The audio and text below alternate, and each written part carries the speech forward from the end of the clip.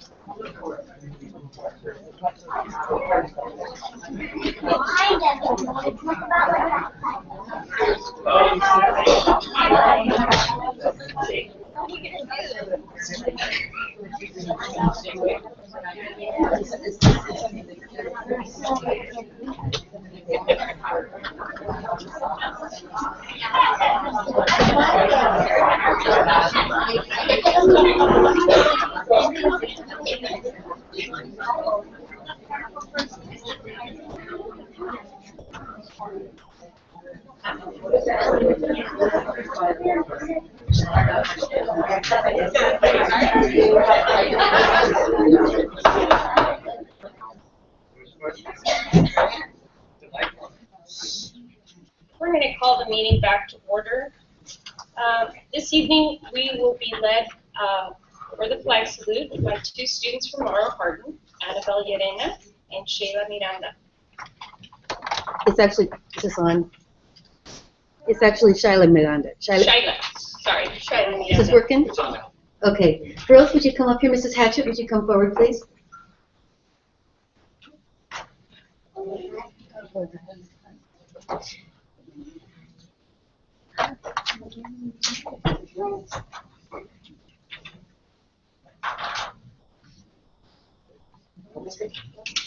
Please stand for the flag salute. Please place your right hand over your heart. Ready, salute. I pledge allegiance to the flag of the United States of America and to the republic for which it stands, one nation, under God, indivisible, with liberty and justice for all.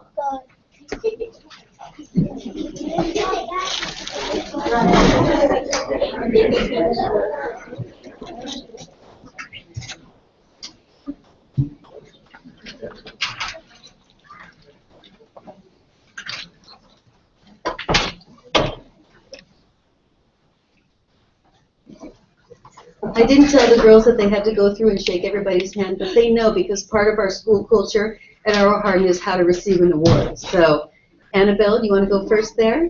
Okay.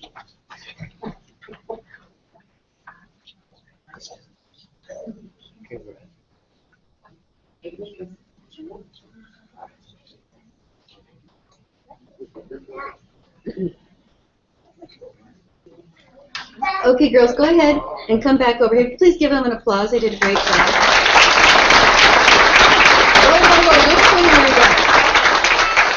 I'm going to go ahead and do my recognition for my staff now. Go ahead and my students. Go ahead and stand up there with Mrs. Hatchett because I have another award for you guys.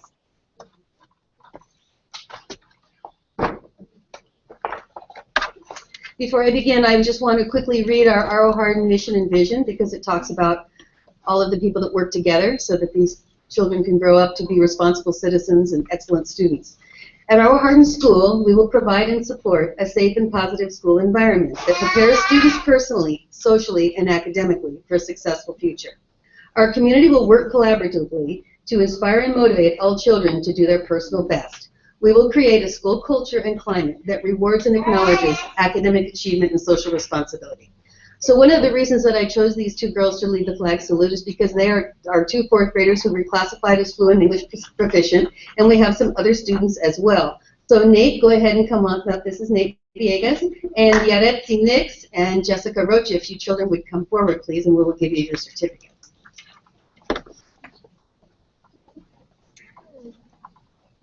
Okay, so for reclassification, we do feel like these children are not only academically very strong, but they're socially very responsible, and they're just all around good people, and they're great representatives of our school, R.O. Hardin. So for reclassification, this is for Shyla Miranda.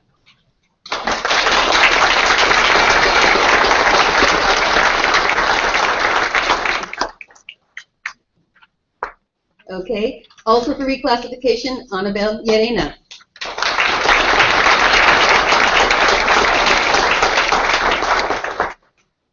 Nathanael Villegas Cepeda, second grade reclassified student. And Yaretsi Nix, I don't believe is here. Do you see her, Mrs. Hatchett? And Jessica Rocha, first grade reclassified student. Now, if you children would like to run the gauntlet again, and then you may have a seat. Thank you very much for all of your hard work. Thank you so much.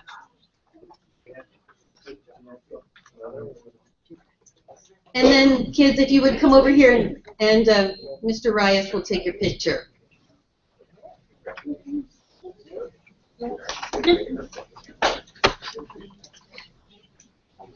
Okay, and now I would like to honor those people who work together. We all work collaboratively at R.O. Hardin. It's not just the teachers and the kids, it's the parents, it's the instructional staff, the classified staff, and so on. So I really want to talk about some people today, and I don't think a lot of them are here, but I think they deserve to be acknowledged anyway. And those are the people who we forget about sometimes, but are really important to our mission.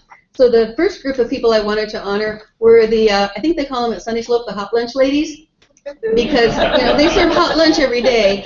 And, well, I guess they were busy because I don't think any of them are here. But they are Joan Sanchez, Elodia Dixon, and Lisa Sutton. Would you give them an applause, please?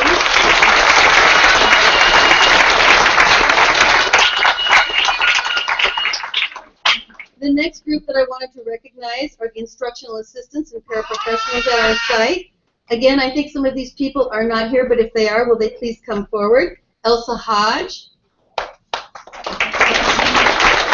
Elena Ceja, Erica Rodriguez, Tracy Renali, Amanda Costilla, and she is here. I did see her, and she's a recent member of our, recently arrived member of our staff. So we're very, very happy to have her.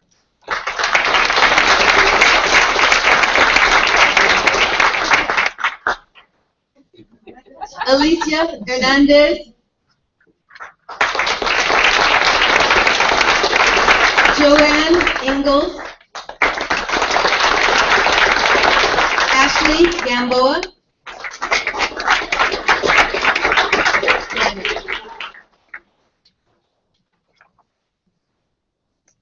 that's Joanne. Okay, Imelda Villegas.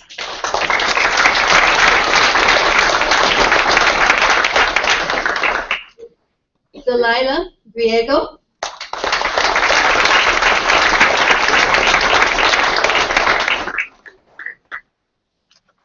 Andrea Perez.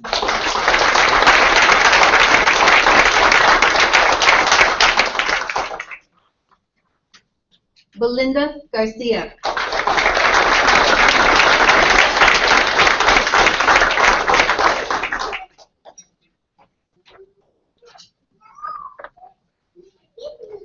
I would just like to say that a lot of times you walk into our classrooms and you don't know who is the teacher, because our instructional assistants and paraprofessionals are very well trained and they're teachers in their own right. And thank you very, very much for all you do for our students.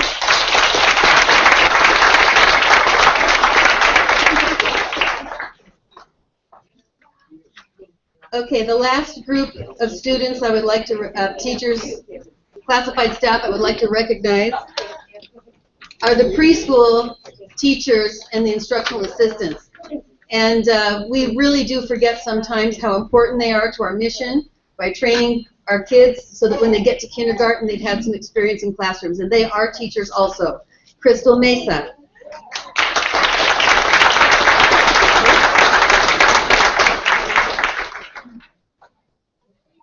Alicia San Ramon.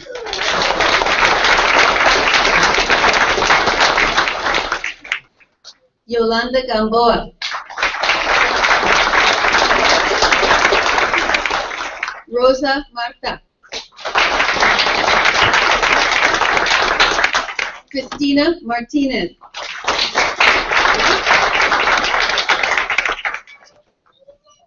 Dottie Yates.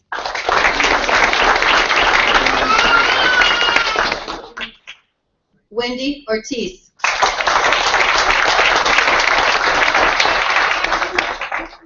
Okay, thank you very much, ladies, and I do apologize again. I know sometimes I forget to, let you know what's going on, and thank you for always coming to me and making sure that you feel like you're a part of our school.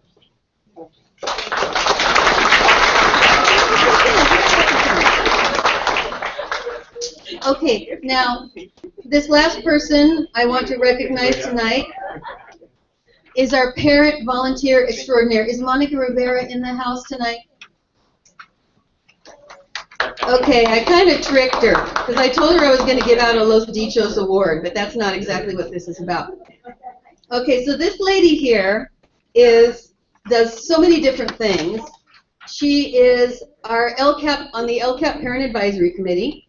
She's on the TIP, Take It Personally Parent Education Series, which I don't even know what that is. She works in our garden. She made decorations for the bike parade. She's a Los Dichos reader, and she's on the school site council. By the way, she did make a comment that of all the volunteer work that she does, the Los Dichos, being a volunteer reader for the Los Dichos, is the most satisfying experience she's had. So please give her a wonderful applause.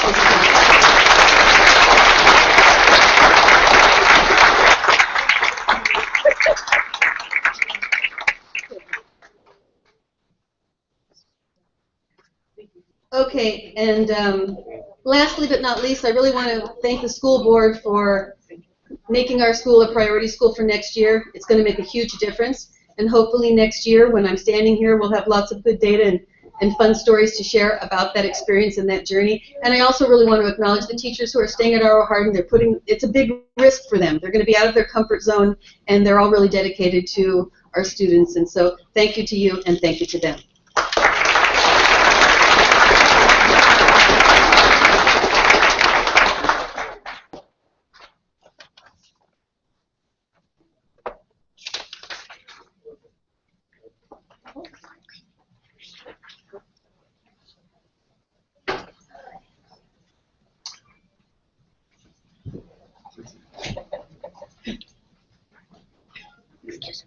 Sorry about that. Yes.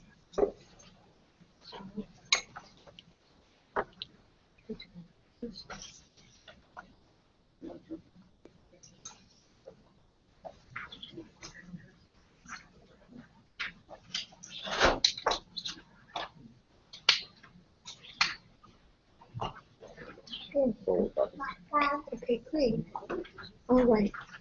Good evening, School Board President Martinez, school board members, Superintendent McIntyre, Dr. Kurtz, cabinet, parents, students, community members. So happy to be here with you to share the results from our Beat the Bell art contest. So these are the results, and I'm so thrilled to be here to share them. So about a month ago, this flyer went out to all our students, encouraging them to put their creativity to work in order to design some art that we needed and we wanted for posters that are going to be going into every school office in the fall. So these posters are going to have pretty dry information about attendance. So we needed the students in our district to help bring these posters alive with their beautiful artwork. So today we are going to take a look at some of the beautiful creations by our students. We were so surprised to have 132 entries. The flyer announced that one winner would be selected for each grade span, transitional kinder through first, second through third, fourth and fifth, so on. However, in the end, there were so many wonderful entries that we had to expand the recipients in terms of the entries and the artwork. I'd like to start by recognizing the entry selected for transitional kindergarten. It was created by Anaí Grijalva from Calavera School. Anaí, would you please come up and receive your certificate from Lana Martinez, our director.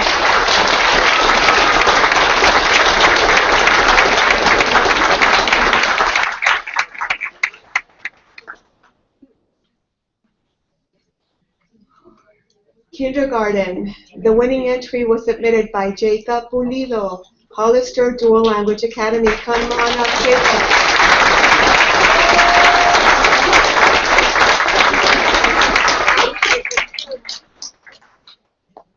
First grade, Carly Mayo, Sunny Slope School.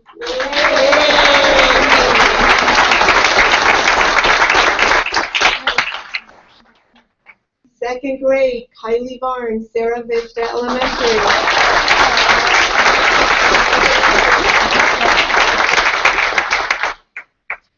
Third grade, Celine de la Cruz, Lad Lane School.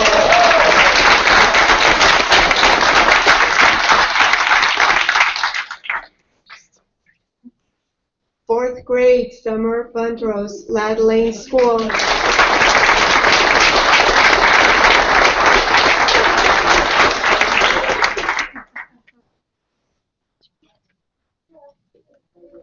Fifth grade, Isabela Espinosa, Hollister Dual Language Academy.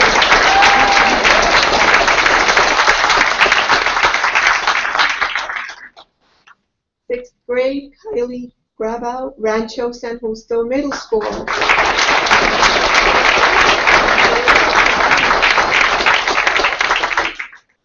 Seventh grade, Michaela Payne, Mays Middle School.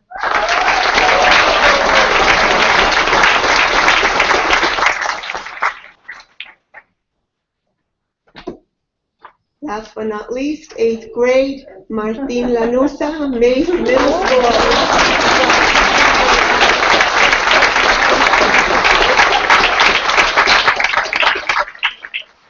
Congratulations to all of the award recipients. But that is not it. We have a few honorable mentions because the entries were just so wonderful. So from first grade at Sunny Slope School, honorable mention goes to Jason Lopez. Come on up.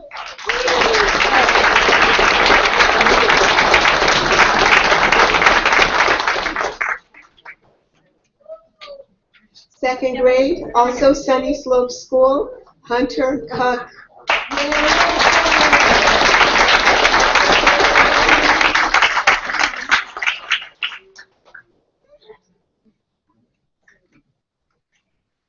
Third grade, Aro Hardin Elementary, Jennifer Gonzalez.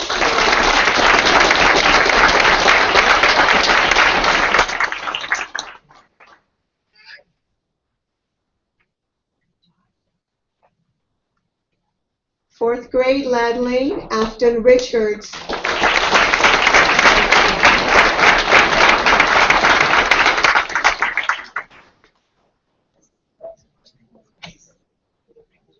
Fourth grade, Damien Alcantar, HDLA.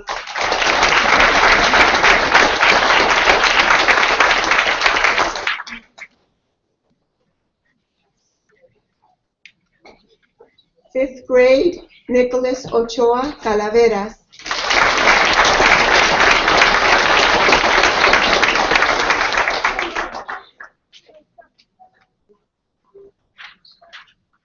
Sixth grade, Maximus Noble, Mays Middle School.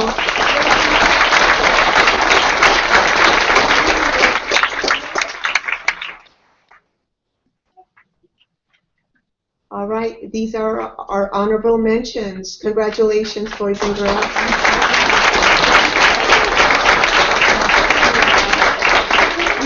thank all the 132 students that participated. We want to thank their parents and their teachers who encouraged them to take part in this contest. All participants received a letter and a certificate.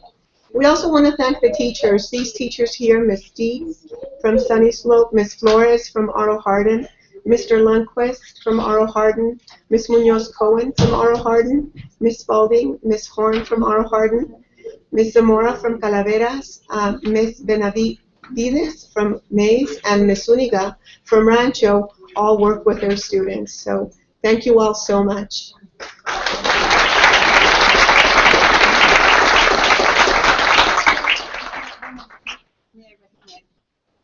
I'm so sorry, but Yaretsi Nix arrived a little late, and I know it's very important for her to be recognized for her work to become reclassified.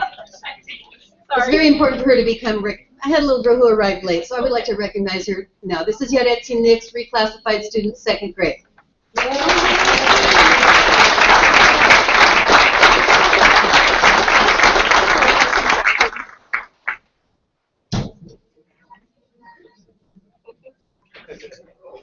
Thank you.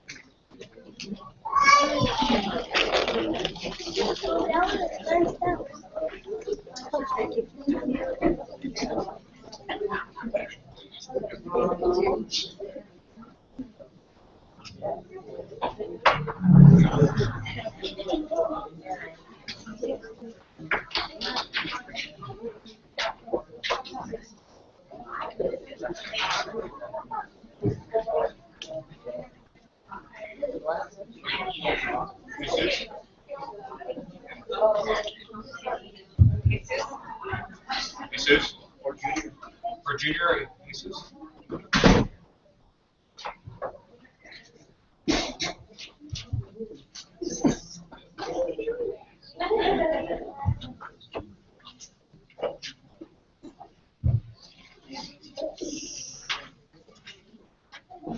A lot of our peers. Yeah.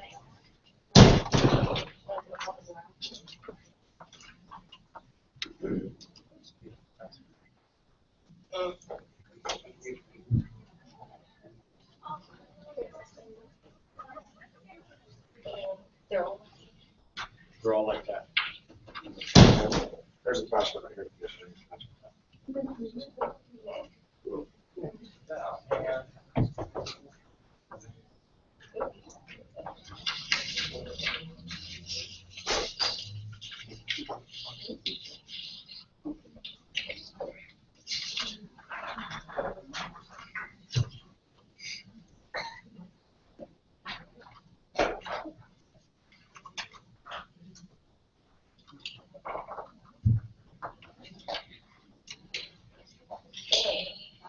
We're on item 7, closed session announcements. The board did not take any action in closed session. There was an expulsion hearing scheduled. The expulsion hearing did not happen tonight. The hearing was postponed. Approval of the agenda. If I may point out, we do have 2 guests who traveled quite a ways to be here this evening. Under 13D, we have the financial audit report. I would ask that you, because it is an action item, you'll need to leave it under action, but if you could move it forward in the agenda to become the first item, that would allow our speaker to travel back a little earlier. So that would be my recommendation. So if we have an approval of the agenda with the moving of 13D to the front of the line. I'll motion that we approve that. Second. All those in favor? Aye. Aye. Public comments?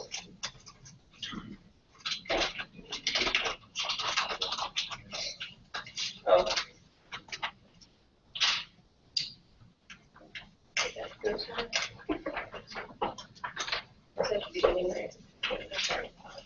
So I just want to go back to the beginning. Board Bylaw 9324, the district may tape, film, or broadcast any open meeting. The board president shall announce that a recording or broadcasting is being made at the direction of the board at the beginning of the meeting or as practicable. The recorder and camera shall be placed in plain view of the meeting participants, which is right here in the middle of the rows.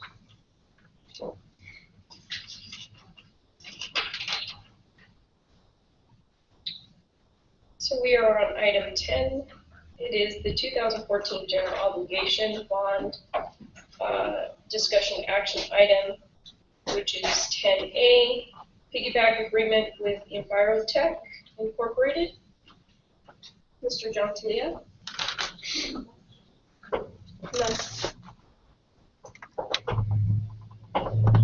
Good evening, Madam President, members of the board. John Talia, Director of Facilities. Bring before you tonight this item, piggyback agreement with Enviroplex Incorporated. This would be for the purchase of portable classroom, restroom, and office buildings for the HDLA expansion project, which the board approved last year. Similar to contract we brought before you in the past for the portable restroom buildings at R.O. Hardin. This is the same company. We're utilizing the Las Lomitas piggyback contract to purchase these portable buildings. With the approval this evening, it allows staff to continue with our scheduled project schedule for the installation of these buildings during the school year, during the summertime for the 2016-17 school year.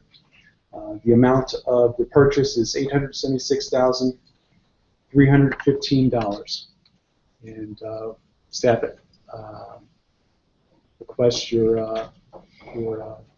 approval on this item. Any questions? Do I have a motion to approve the piggyback agreement with Envirotech Incorporated? So moved. All those in favor? Aye. Down to reports. 11A, Fall 2015-16 report for student population projections. Mr. John Talia. Thank you. This item we bring before you this evening. We have worked for several years with a firm, Davis Demographics, in planning in regards to our projected enrollment for the district in regards to student in helping us identify the needs for student housing within the district.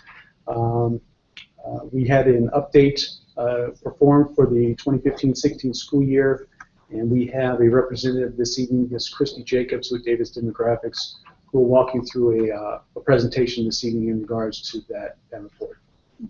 Ms. Jacobs?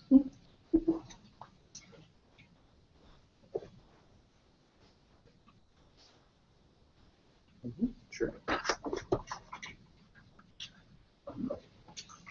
Good evening, board members, community members, staff members.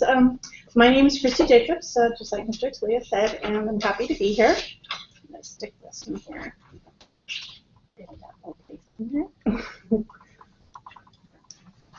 So can we hear me okay? Yes. Okay.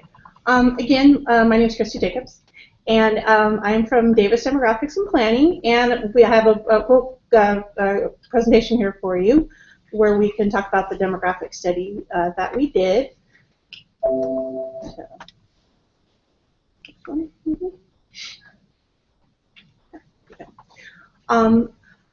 Davis Demographics has been working with school districts since about 1996, and this is kind of we call our little brag sheet.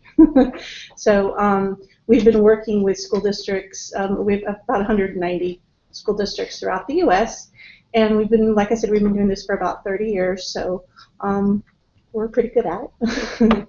So this slide is basically we're going over our work accomplished, so what we've done this far. We created a map database using the students from fall 2015 as our base for the demographic study. So we also looked at student data, historical student data going back to 2012. So we were able to see historical trends going back the last 4 years. Created what's called a mobility factor study, and we'll talk a little bit more about that in the presentation. And we also took a look at birth data. So we also looked at transitional kindergarten class data and kindergarten class data. And we looked at the residential area development, so because that, of course, plays a big part in resident student population. So we basically put together a 7-year projection for the district, so we could see what projections look like for around 7 years. So we choose 7 years because that's about a good time frame for planning, but not so far out where you have a little bit of too much speculation. Just to give you an idea of what we're talking about with student data, mapping the student data, this is kind of looks like Google Earth. This is what we do. We basically took the student data from the district and we mapped it. So every student that's enrolled at the district has a point, a geographic point that we created. So that kind of gives you an idea of what we did with that. This is our projection methodology in a nutshell. Basically what we do, we go by the methodology that it's best to look at residents and not so much enrollment. So we go by the planning, it's best to go by where the student lives as opposed to what school they go to.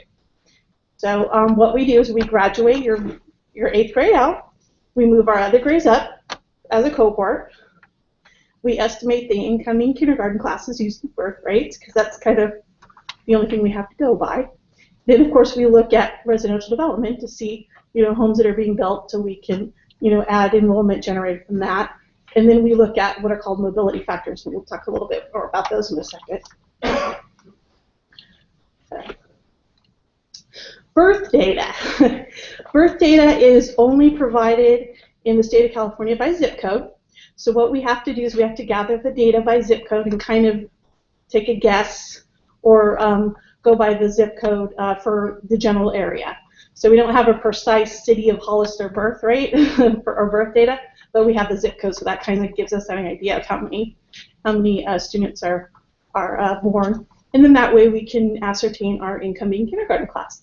So we go by the assumption that our kindergartners are 5th grade, are 5 years old when they enter school. So we go by the birth date 5 years ago. That's our incoming kindergarten class. So that's how we use for that. Oh, and then of course we add residential development as well. Mobility factors. Mobility factors is what we call them. Is basically a factor that it basically is kind of it shows an in and out trend, a migration trend.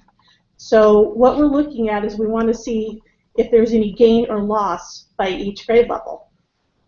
So we basically take data from the last 4 years, and we go from grade to grade and compare grade to grade who is graduating up.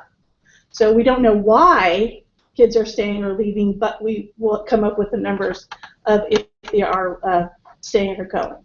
So, and these are the numbers. So you can see there's a little bit of red, and red means a little bit of a loss, and a black is there's a gain per grade, or it's staying about the same. So you'll see it's kind of a little bit of a mixed bag, and that's typical. So, but as a whole, the district is maintaining about 99%.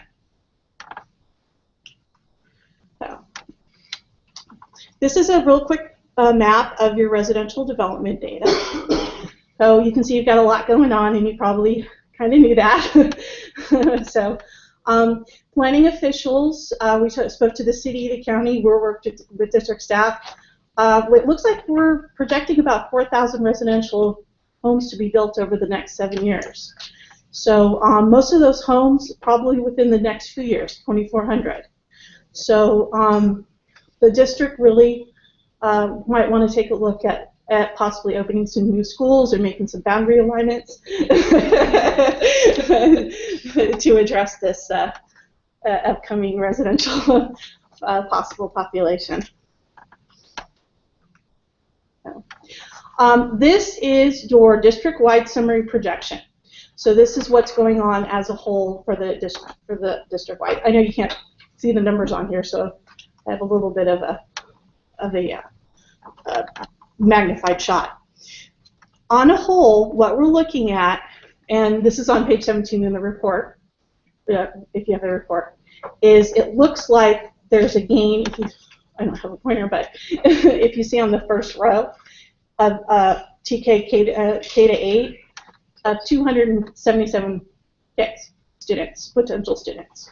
So, and you'll see the following year is 397. So we've got some incoming student population expected, and a lot of that is from the residential growth. So that is the scenario coming up in the next few years. So this is a map of your elementary attendance areas, and the little red numbers you can't really see them too well, but they are in the report as well, page 18 on the report. So you can see sort of at a real quick glance what's going on in each attendance area. So you can see how many students are there currently and how many are projected for future years. And same thing for middle schools. So again, this is on page 23 in the report, so you can get a better look at the report. This is in your report as well, are the attendance area projections. So each elementary and middle school has its own projection. So you can see what's going on in the individual schools as well. Then there's a little chart and then a little summarization. These are in the report as well on page 10 and 11. Your attendance matrices. This is sort of a student accounting report, and what it's doing is it's telling you where your students are living and going to school. So this kind of gives you an idea of where your intra-transfers are coming from. So because, as we all know, not all students go to their home school. So what is normally considered a home school. So this kind of gives you an idea of that. And in summary, enrollment is projected to increase over the projection time frame, and that is due to the residential development. So we've got over 1,000 new TK students by 2018, 2019. So the district may wish into looking into opening new schools, or boundary alignments. Just an idea. So, okay, and of course, I don't have to tell you, this is all, we're doing our best guess here. So we've put a lot of work into this, and we are pretty sure that, we're comfortable with these numbers, but things change, so it's always best to keep monitoring things. And any questions? The numbers, the totals would include the students that we will be housing, including the charter school? The districts, you're talking about? The total, the district totals. The district total, yes. And Hollister Prep is included in there. Yeah, in that total, yeah. So, and then on the summary report, we actually, we're anticipating growth in that school, and we accounted for that as well. Anything else? Your previous projections have been very close, like 2 or 3 students off what your projection was. So, I mean, I think it's good solid data. Yeah. So we do the best we can. So, thank you. Yeah, the last report we did for the district in 2013, all of this residential development was expected. It stayed right on line, and everything is kind of coming to fruition just as we expected. So.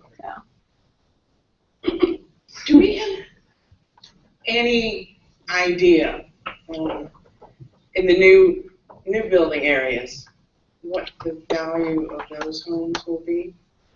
I mean, will they be looking at a higher income level, or were they looking at multiple family dwellings? It depends on the development. And some, for example, with Santana Ranch, there are larger homes they're not built yet, but they'll be built on larger lots in that same development. It'll vary from development to development. But a question for you would be, do you take into account different housing student generation rates for different types of construction? We used one set of student generation rate. I don't have it in the presentation, so that were provided to the district provided to DDP from district staff. So that's in the report as well. It's detailed in the report. So And this is just homes. Are we thinking about or taking into consideration the development of apartment complexes? when we say homes, that's included as well. Okay. So it just happens, I think, that most of the residential development online is single-family detached homes. But yeah, we do separate them into single-family detached apartments and condos. We don't have enough, but I know there are certain projects of buildings of low-income apartment complexes that are being done to help.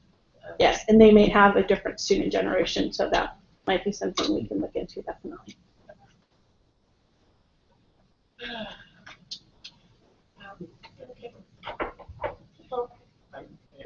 Not that I have much to add to this, but I do want to thank you for the report. This will figure heavily in some later business we'll be conducting. Mr. Talia is going to give a facilities update tonight. And of course, we've already projected the placing a bond on the new ballot. We haven't taken the steps to do that yet, but we're doing that in November. Which will kind of utilize this as kind of foundation for those kinds of projections moving forward and justify that kind of action by the board. So thank you. You're very welcome. Thank you. Thank you very much. Thank you. Thank you.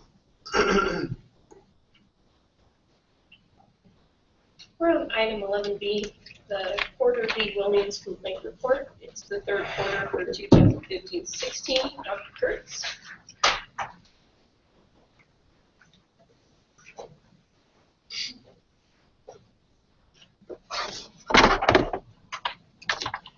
Good evening, everybody. As you know, several times a year, I am required to report to the board pursuant to the Williams lawsuit any complaints that have been filed with the school district concerning insufficient instructional materials, teacher vacancies and/or misassignments, and emergency or urgent facility issues under the Uniform Complaints Procedure. For the quarter that ended March 31st, from January 1st to March 31st, there were no complaints. Questions? No. Thank you. Thank you. Thank you, Doctor. Thank you, Doctor. Thank you. 11C, LCAP update, Juana Martinez.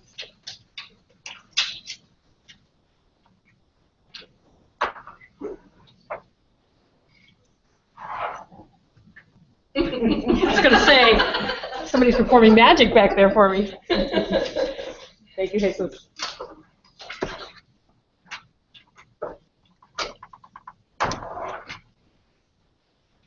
Hands free. Better like. Good evening. I'm so sorry. As you know from my report last month, this is the time of year when in our local control and accountability process, what we are looking at is the annual evaluation of our plan, our LCAP plan. And as you know, it's a 3-year plan. And so every year we have 2 steps now that we have to take. We have to evaluate the steps and the actions that we said we were going to do this year, determine if we did them, if we didn't do them, what happened because of that, why didn't we do them, and evaluate that, and that is part of the plan. And then we have to move anything that may have changed from our evaluation forward to the out years and add the 3rd year, because it will always be a 3-year plan. So tonight I just want to talk to you a little bit about the evaluation that we've done, give you a summary of what we found out, and then be ready for our public hearing, which will occur at the May board meeting for our future LCAP.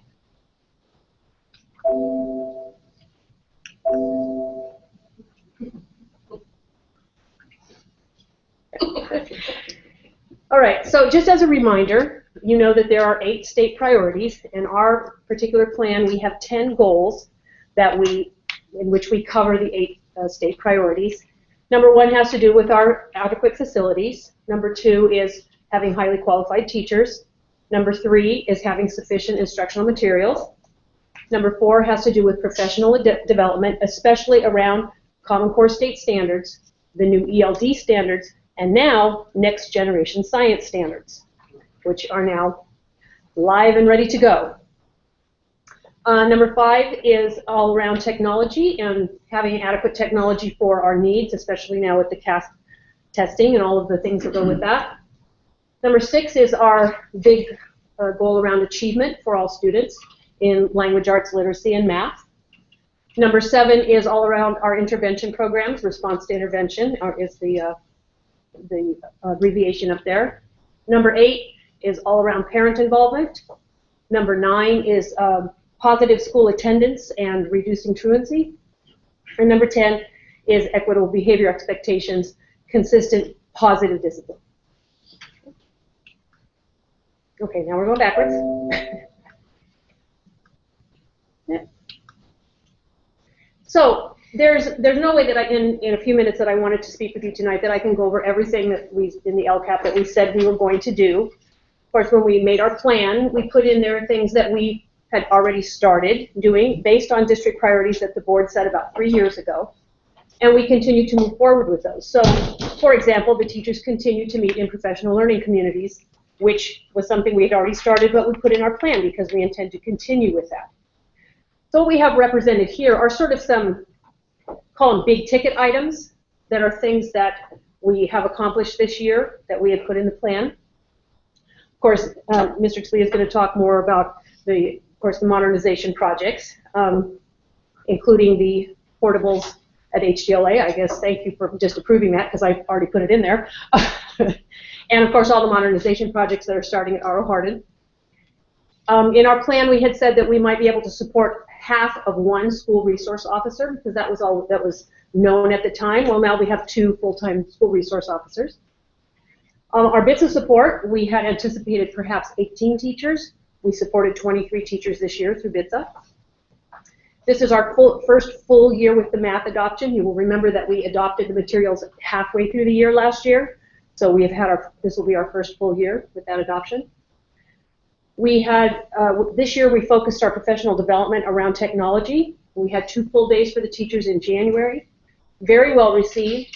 And in fact, we will be offering another professional development from Google, the level 1 certification training, to teachers on June 10th. They will be paid to attend, and right now we have over 100 teachers that have, and administrators and other staff that have signed up to take that training, so that's very exciting, and that wasn't even in the plan. You know, our eventual goal is 1-to-1 devices to students. Right now, in fact, I think we're at 1.2 to 1. I think that we've even come a little further since I made this slide. But we are getting very close to our 1-to-1 devices to students in the district much more quickly than we had anticipated.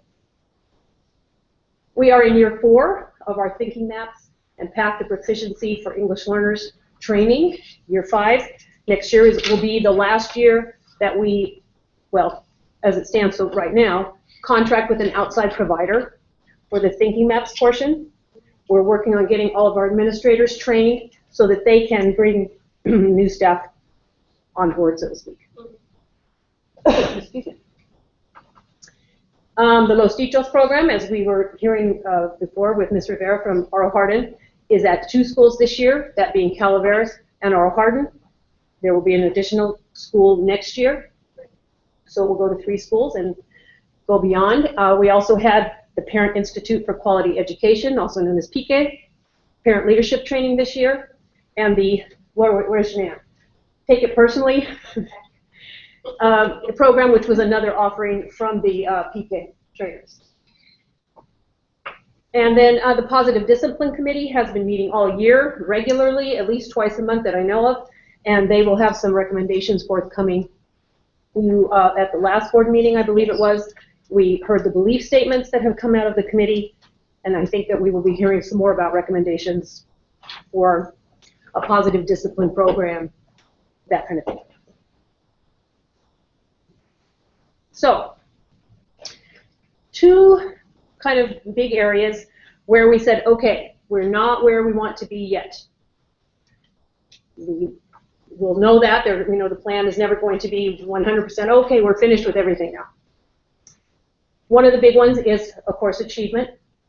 We know Common Core is new, relatively new. We're working towards that. We only have 1 year of CASP scores at this point. So we're still relying on our district benchmarks to look at achievement data. We're seeing flat, or in some cases kind of declining progress between benchmark 1 and benchmark 2. Now our benchmarks, we have tried to make as CASP-like as possible based on the programs that we've purchased with test item banks, and we continue to work on the benchmarks. A group met today to try to realign benchmarks for next year based on what we're seeing. So that's one of the things where we're looking at that going, okay, we know we still have more work to do. Also, a majority of students continue to score poorly on the constructed writing responses, which are now a big part of both the English language arts and the math tests. So we would maybe have called it short essay or short answer, where they actually have to write out what their thinking was around this. So we know there's more work to be done there. Excuse me. So what are we doing about it? Well, from the point of benchmark 1 until benchmark 2, which was in February, and we got our data, we're not just sitting around thinking, well, what are we going to do next year about this? We've been working, of course, on it all year. So these are some things that we have actually started now and will continue into with our plan for the next year and beyond. We had a district team that attended the CASP Institute, which is training by the CASP people. And then one of the things that was offered on the January PD days was our staff then did training with all teachers to whom it pertained on the interim benchmarks.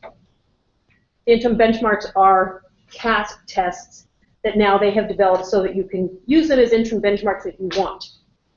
The problem is we don't get any good score reports from them, so for instructional purposes, they don't give us much.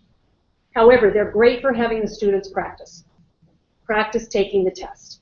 Practice how you highlight. Practice using the tools. So that's one of the things that we have done. Some of the team members have continued to develop modules to help assist teachers in knowing how to use those tests for instructional purposes. And so all the sites have all teachers and students continually using the practice test that has always existed, and now the new interim test. As I said, today a group met with some Ed Services staff, and there's redesigning and reordering the benchmark assessments based on the pacing and based on what they've seen in the results.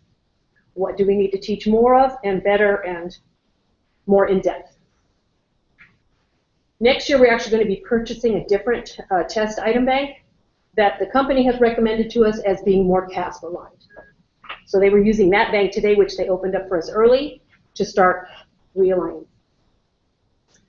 One of the things philosophy that we've always used in the district is sort of that the benchmark test should be a cold test, that no one sees it until the day it's taken. And we've rethought that.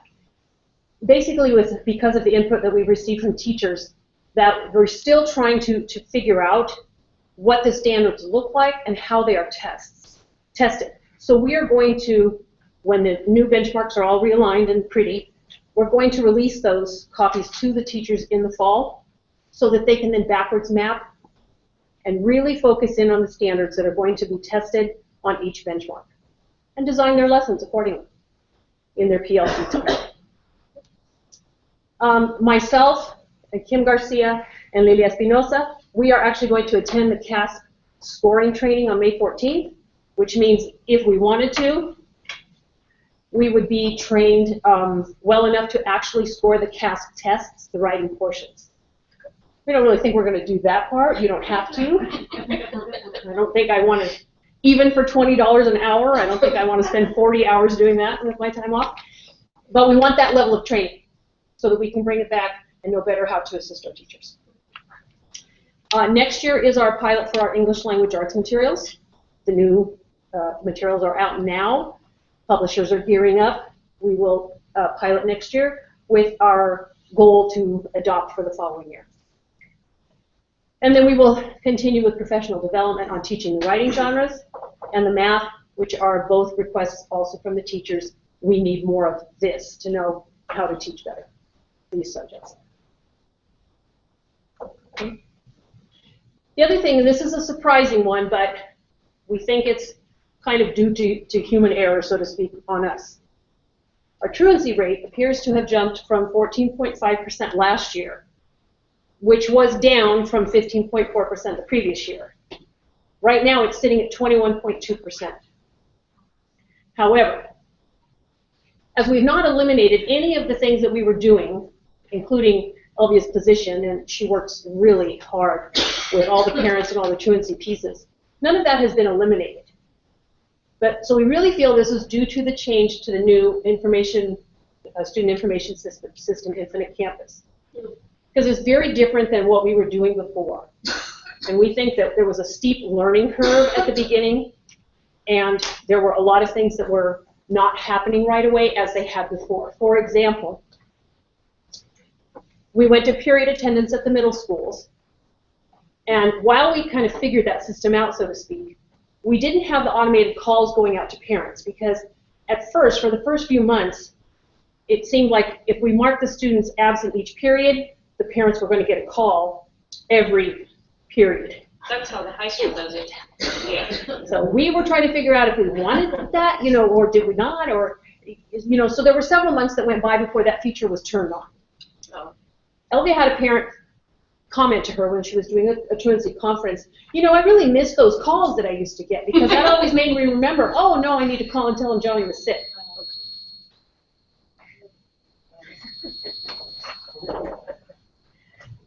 Or might not. Thank you. So we really do believe, and okay, so if you look at the data point down here, this was provided to us by our School Innovation and Achievement System, our HOA, that does all of our truancy letters for us. This was some data that they provided.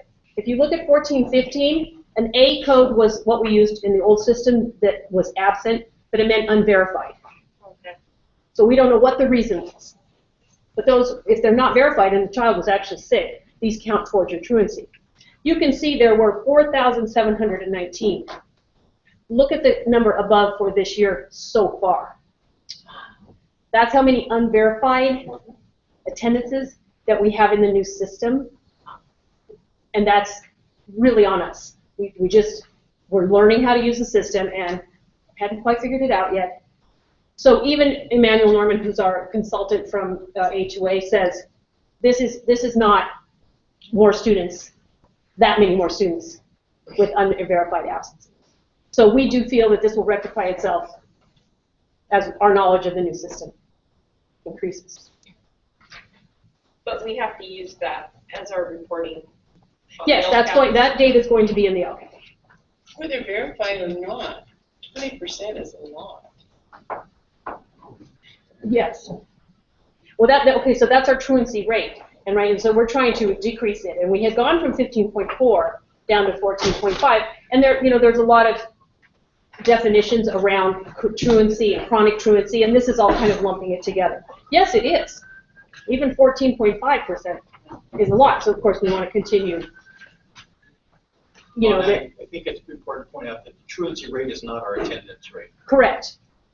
These are students that have lots of unverified absences, basically. And there are a lot of, even tardies can count towards that. If you are late more than 30 minutes, 3 days, that counts as a truant event. So there's a lot of pieces that go into that. And it isn't our attendance rate. Our attendance rate right now is actually 96%. So, but these are the two big things where we said, ooh, we need to make sure that what our assumption here is about that it was, errors on our part because we didn't know what we were doing with the new system are true. So we will be monitoring this very carefully. Can we add that as the disclosures, just as far as the system and? Yes, this information will be in the annual evaluation portion of the plan. That we feel that this is what was going on. That we will continue to monitor it very closely. So then, in our plan, in our evaluation, we have determined that these things that have been in our plan all along will continue. Of course, so for example, we're going to continue with our modernization projects. We're going to continue to offer induction support for new teachers. We're going to supply all students with instructional materials. So these are the things in the plan that we know we will continue and move forward. And I've put it here kind of just in a shorthand for you. Of course, the plan is a little thicker than just this. So So again, just to continue with, these are all things that are currently in the plan that we're going to continue to roll forward. And then finally, the big thing that is actually going to be in the plan that is not currently is, of course, the R.O. Hardin priority school piece. So all of the expenditures that you have approved for R.O. Hardin as a priority school will be in the plan, and some of them are already there because we knew that we were probably going to add a priority school after Calaveras at some point. So in the out years, we've said, well, it might not be 2 site support teachers, it might be 4. Might not be 1 literacy coach, it might be 2. So some of those things are in there, but currently all of the training that is planned for the teachers in the summer for the R.O. Hardin school and those kind of things will also go into our plan for next year. So that will be the one big addition, so to speak. So on number 10, we really, because you had said we were looking at that one specific model, but is that incorporated into the LCAP at naming it specifically at this point, or just we're looking towards bringing in? Not yet, because, I mean, it certainly can. We have until May 24th before we have to do the public hearing, right? And I think that we want to make sure that when we talk about that, you know, the Positive Discipline Committee members know what they're recommending and they're all very strongly behind it. But we've not yet had time to communicate that to all of the principals and all of the stakeholders and you know, get the input, and because it will be another big initiative if we go that way. And you know, certainly all force, I approved 100% that we need it, but we have to figure out now how that will roll out with everything else. We only have 4 PD days.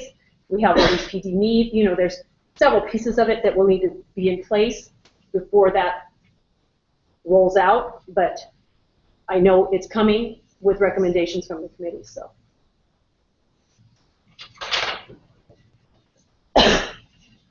I'm so sorry. Any other questions?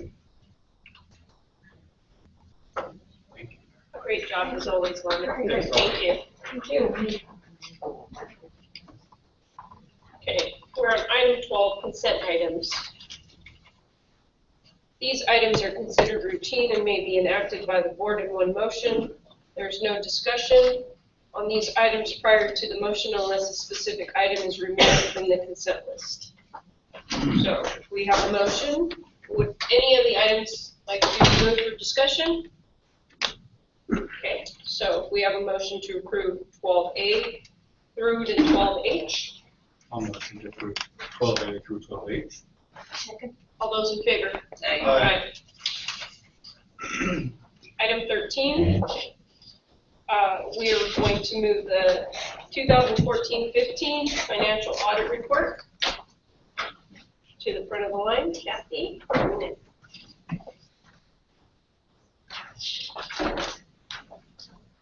Hello, Madam President, members of the board, Dr. McIntyre, and Dr. Kurtz. I have a representative tonight here, Mr. Dave Randall. He's from our auditors, VTD, and he's going to go through the financial audit report with you. I put a copy in front of each of you tonight for you to review. And he's going to talk about the report itself, and he's going to talk about the findings. And as you know, there was an extension filed with the state by the San Benito County Office of Ed, so that's why we're seeing this report a little bit late, and he can address those concerns also. So I'm going to turn it over to Mr. Randall. Good evening, folks. Thanks for having me here again tonight. You have a copy of the report, and I know there's a lot of information in the report. So what I'm going to do is just start off with our independent auditor's report on the financial statements. Just kind of go through the format of the financial statements and explain how they're set up, and look at a couple of the notes and schedules, and then go to the findings from there. So we'll start on page 2. Page 2 is the independent auditor's report. It runs a couple pages long. It's a standard report that all governmental entities have in their audits. And the important section is on page 3 at the top in the opinions paragraph. That's where we say whether or not we believe that your financial statements are fairly presented, and if you read that paragraph there, you'll see that we do feel that your financial statements are fairly presented based on our audit. So that's the independent auditor's report, and it's followed on page 5 by what's called the management discussion and analysis.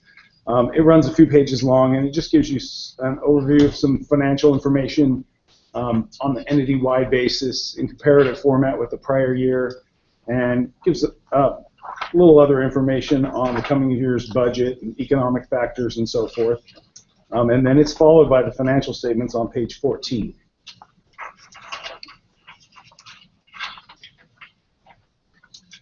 And pages 14 and 15 are what we call the government-wide or entity-wide financial statements. They came into effect with GASB 34 maybe 12, 13 years ago.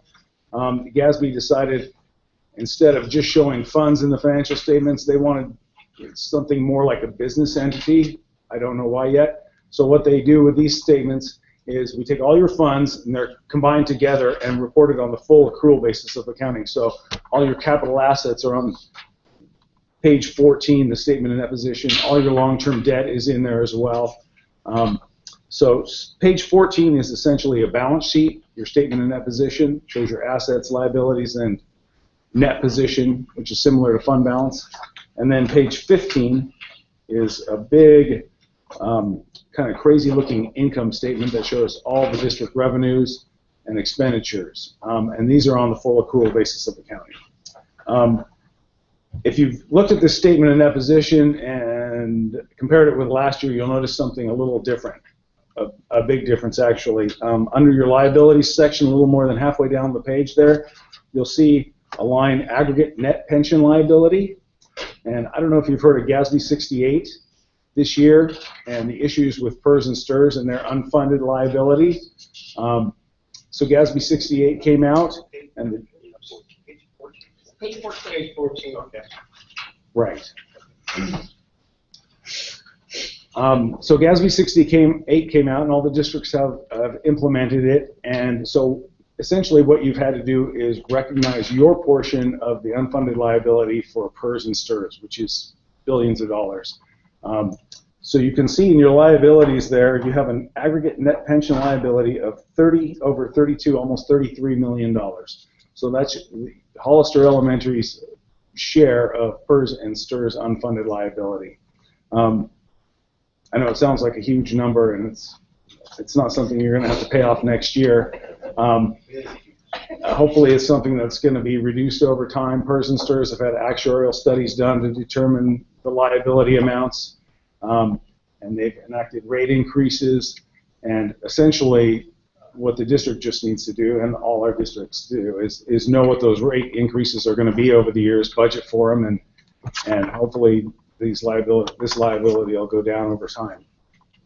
So that's where we are with GASB 68 and the big net pension liability there. So those two statements are followed page 16. That's the start of your fund financial statements.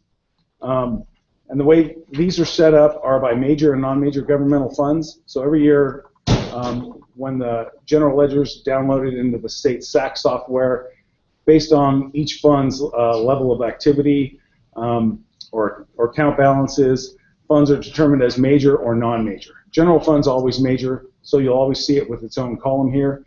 This year, the building fund was calculated to be a major fund also, and all your other funds were non-major, so they're all lumped together in the non-major column there on this balance sheet. So this is your second balance sheet, and the next page, page 17, it's a reconciliation page, and what this does is reconciles the two balance sheets. So all the differences in here are primarily due to your capital assets and long-term debt obligations that make up the difference between the two balance sheets, because your funds are on the modified accrual basis, and the first one is the full accrual basis. So those are the reconciliations of the two. And then on page 18, you have the governmental funds, statement of revenues, expenditures, and changes in fund balance, essentially your fund income statement. So again, it's set up by major and non-major governmental funds, so you can see there you've got your revenues, expenditures, change in fund balance added to your beginning fund balance, and then you can see your ending fund balances there. And all these numbers are the numbers we audit. These are taken from the unaudited actuals that you approved back in the fall, adjusted for any audit adjustments that we have. So those would be differences between the unaudited actuals and these financial statements right here. And then on page 19, it's a second reconciliation. This time it's just between the two income statements. Again, most of the activity on this reconciliation is related to your capital asset activity and your long-term debt activity as well. And then you do have one last financial statement on page 20. Agency funds, this is the balance that you have in your combined student body funds. So they've got a little over $59,000 total. So that's the financial statements, and they're followed by the notes, which run quite a few pages long and just give you some more detailed information on elements in the financial statements, accounts receivable and cash and investments and so forth.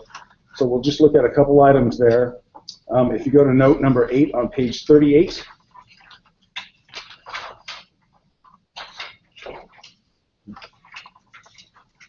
long-term obligations. This is where your long-term obligations, other than the pension obligation, are listed. You can see Hollister only has general obligation bonds and other post-employment benefits. That's your retiree health and welfare benefits. And so this is a good little schedule just to keep track of where you are with your debt. And you can see it gives you the prior year balance, the changes in the debt during the year, and then your ending balance at June 30th, 2015. So you can see the additions of your $14 million in bonds there. And there are some more schedules to that footnote on the following couple pages. It shows you the debt payment schedule for your bonds.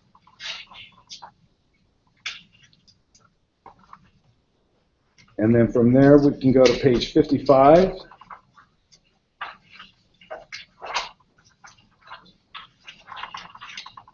And note number 16, restatement of prior year fund balances and net position.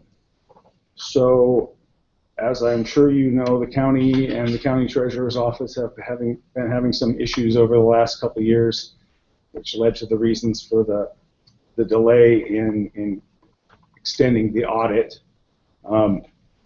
So what we've come up with here is some changes to the beginning balance for your general fund, building fund, and the special reserve capital outlay fund. The district had accrued receivables primarily related to RDA revenues, and they were over accrued. And there were issues between the County Office of Education and the County Treasurer's Office with when and if things were posted right to both. And they were working hard on trying to get everything reconciled. And so this is where we are at June 30th, 2015. So you can see the beginning fund balance in the general fund was adjusted, was reduced by accounts receivable by a little over $1 million and increased for cash and investments by $595,000. Then there was a small adjustment to the building fund and a small adjustment to the special reserve capital outlay fund beginning balances. And then the effects of those three fund beginning balance adjustments also carried over. You'll see on page 56. This is the full accrual statement and net position balance sheet. So the net of all those fund items is in the third line down on that schedule, restatements to the funds noted above. And then there's also another restatement for GASB 68, the net pension liability, as of the beginning of the year for your full accrual, because they actually did the actuarial study as of June 30, 2014. And so we restated beginning fund or beginning net position for the entity-wide statements by that $38 million there.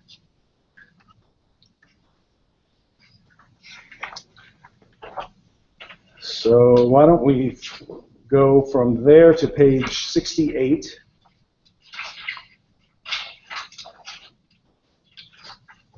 Page 68 is the schedule of financial trends and analysis. And this is essentially a mini income statement for the general fund over a 3-year period along with the coming year's budget.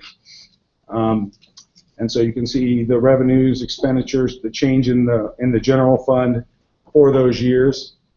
Also reported there a little bit more than halfway down the table are your available reserves. And so you can see what's happened to those over the years. In 2015, they were more than $5.6 million. And below that, you see the available reserve percentage. That's the available reserves as a percentage of your total expenditures for the general fund.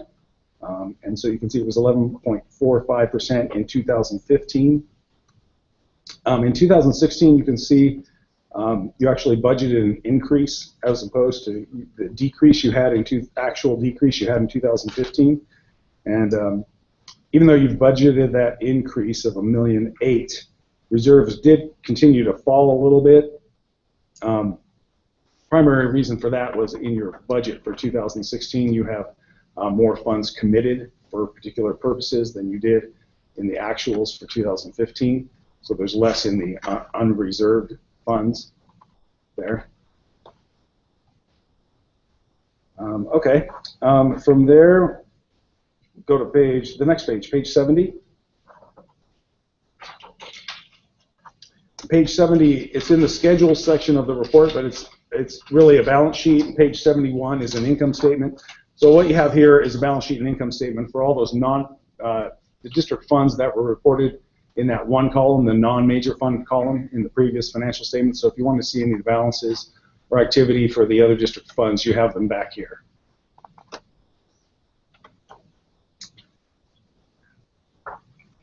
So from there, why don't we go to page 84.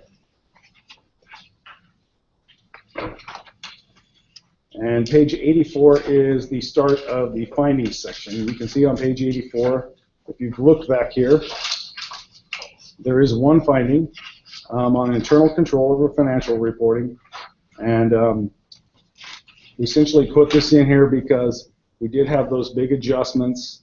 And I know it wasn't your guys' fault, but if the state sees big adjustments, they expect an internal control finding, essentially. So we've got a finding in here, and if you've read it, you'll see what it discusses, the conditions with the county office and the county treasurer's office that have kind of led to all the problems and those big adjustments. And the corrective action plan here discusses some of the things that the county and the county treasurer's office are doing, trying to get through all this, and hopefully we'll see some light at the end of the tunnel. I know prior staff at the county office worked through the middle of 14, 15, and then there was a change, and then she left, and now they've got Shannon Hansen over there. And I know they're working better with the county treasurer's office. The county treasurer itself had staffing issues, and they implemented a new software system, and they were having trouble posting things too, and so it was a perfect storm of both those entities, I think, and not communicating well. And so hopefully that'll all be rectified soon.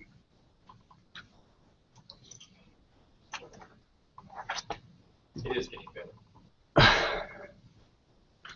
I think so. Any questions?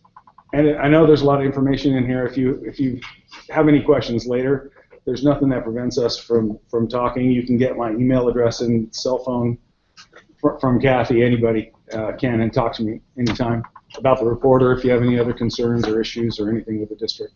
No problem there. Any other questions?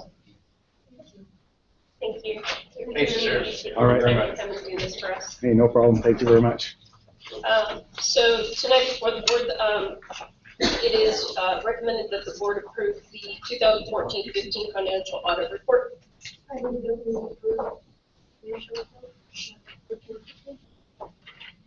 One second. All those in favor? Thank you. Okay. Thanks. Now we start back up to the resolution by the Hollister School District Board of Trustees ordering election, requesting county elections to conduct the election, requesting consolidation of the election, and specifications of the election order. Dr. McIntyre. Since I don't have anything to present other than the resolution itself, if you don't mind, I'll just stay here. But I'd like to speak to the need for this, and of course it's very much a function of the board to ensure that we get on the ballot, because we have two positions on the board. Mr. Baldwin President Martinez. Positions on the board will both expire in December. That's not to say that neither or both of you will choose to continue in your positions, but the position will need to go back before the voters again, unless nobody challenged. So, well, still would need to go. Yes. Still needs to go. So, in order to do that, the board must actually take action to notify the elections office to place a measure on the ballot, calling for an election. This is very similar to what we've done in the past when we called for a bond election. It's almost the same exact title for this resolution.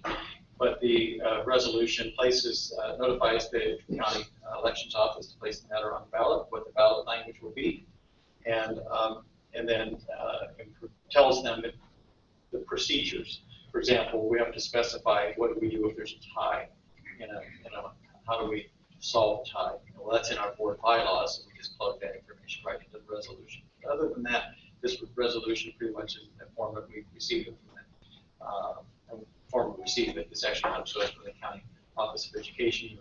Part of their role is to ensure that these things get on the ballot. So one part of this whole endeavor is that we also have to asked to consolidate the election, and really all the consolidation does is it says to the elections office that we are not the only ones, and everybody else that's going to do an election, we'd like to jump in on them because we want to share the cost of printing and polling and all that. So in order to do that, we consolidate the election with other elections occurring at the same time. This resolution will do that, and then your approval tonight will just move this matter forward. We'll notify the elections office in plenty of time to get it on the ballot, and the two positions will appear on the ballot in November during general election. So I do ask that you approve the resolution in its current form so that we can forward it to the county elections office. Any questions? Pretty self-explanatory. Okay, so if we have a motion. I move that we approve resolution 13A, resolution of the Hollister School District. I'll second it. All those in favor? Aye. Okay, next item is the proclamation Day of the Teacher, May 11, 2016. Dr. McIntyre. Yeah, let me point out we've got the Day of the Teacher is coming up this year. We just recently learned of the Day of also the Nurses, and that we didn't get we didn't learn of that, get it on the agenda this month. So we'll try to remember them next year. But and that was I didn't know about it until the day after we published the agenda. So but the proclamation proclaiming the Day of the Teacher will be May 11th, and this is an annual endeavor. Each year we'll do this, and we'll certainly try to recognize all of our staff, all of our teachers. We'll also ask for your approval of declaring May 15th to the 21st is CSE, California School Employees Week as well, and we'd like to recognize our employees that week. So we'll have these two resolutions back to back, and both of those things occur in May. And our resolution speaks to the reasons for the recognition. I would ask for your approval. Any questions? Okay. So we have a motion to approve both resolution for Day of the Teacher and for May 15th through the 21st as California School Employees Association Week. I move that we approve items 13, B, and C. I'll second it. All those in favor? Aye. Okay. We're on item 13E, independent contractor agreement. And that would be Kathy Coonan.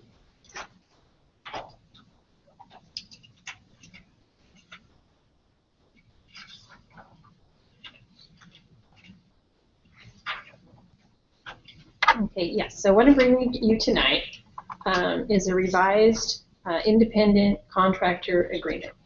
And so I put the current agreement up in front of you tonight so that you could see what we're working off of right now. and that you could compare that to what we're proposing to move forward with. So as you can see, the new document, one, is a lot more pages, but it also has a lot more information in it to specifically describe what an independent contractor is. So we, as a district, have to be very careful that when we hire someone as an independent contractor, that we maintain a relationship as an independent contractor. So I think this new document outlines those regulations a lot more clearly than in this document. It would just be some items on the back page.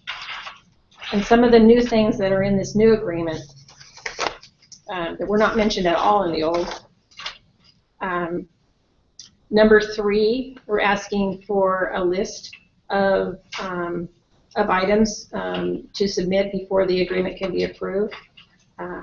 We already do a signed agreement, of course, but insurance certificate, that's new. Before this document, we do not require any kind of insurance from our independent contractors. We're also requiring fingerprinting, tuberculosis clearance, and then if it's something that requires a license, we're going to request a copy of that license to make sure it's current. So we don't do that currently.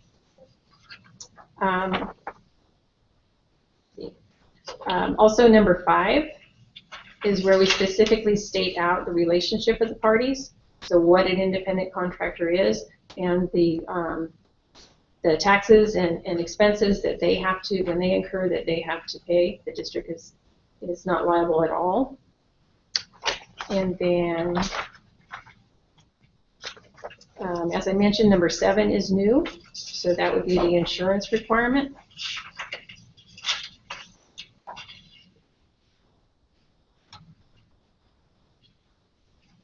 And then many of the other informations are just outlining, again, what the independent contractor is.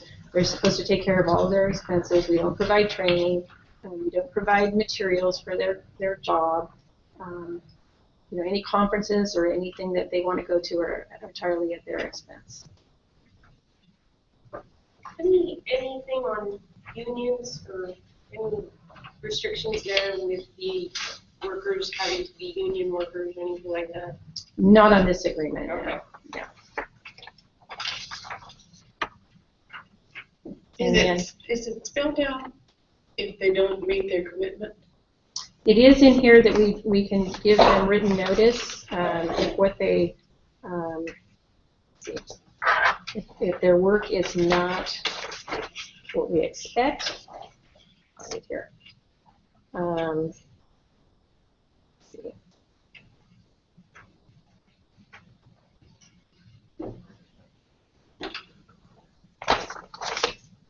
It's right above number 5. With that last sentence. Yes, thank you very much. I was looking back in where it was in the written agreement. Yes, so either party may terminate this agreement at any time. Should either party default in the performance of this agreement or materially breach any of its provisions, the non-breaching party may terminate this agreement by giving written notice to the breaching party. Termination shall be effective immediately on receipt of said notice. Contractors will be compensated only for satisfactory work performed up to the date of termination.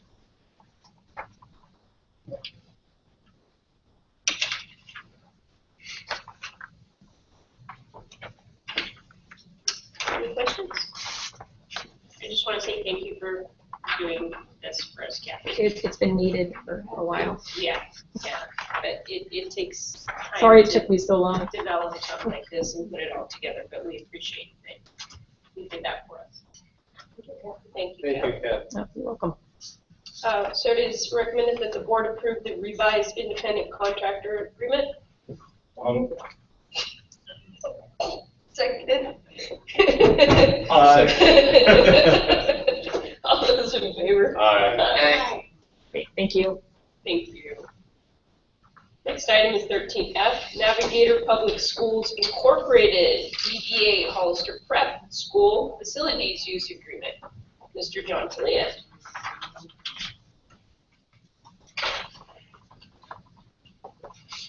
Thank you. This item I bring before you this evening is the annual renewal of the facilities use agreement with the Navigator Navigator Public Schools doing business as the Hollister Prep School.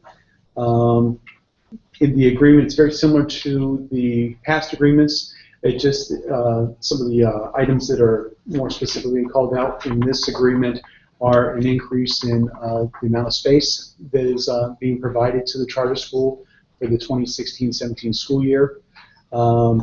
They will be entitled to use 12 classrooms, 3 rooms exclusively for office or other administrative services.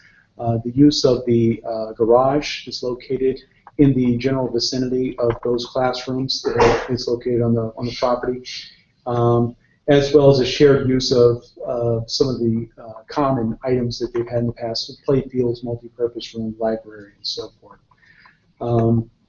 Terms are pretty much the same in regards to fees. The district will receive 3% of administration fees, as well as the district will be able to charge back for maintenance as well as student nutrition labor costs.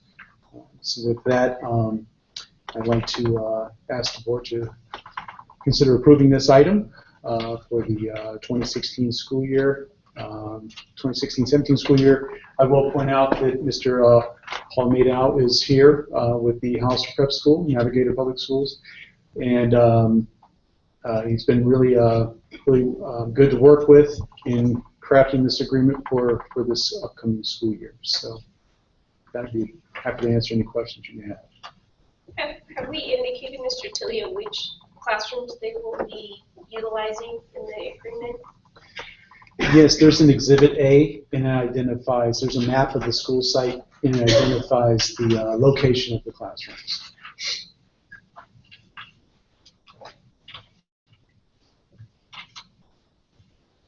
You see that?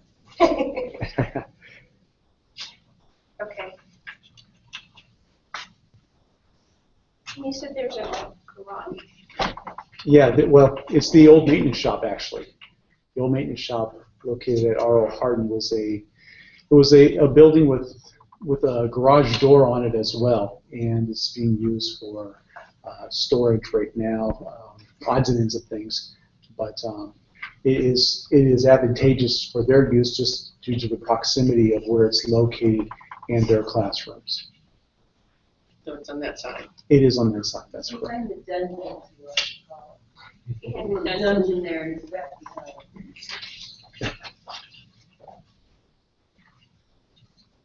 behind. Any major fixing that we have to do to get those classes prepared for the charter school? No, they're currently utilizing 11 of the classrooms right now.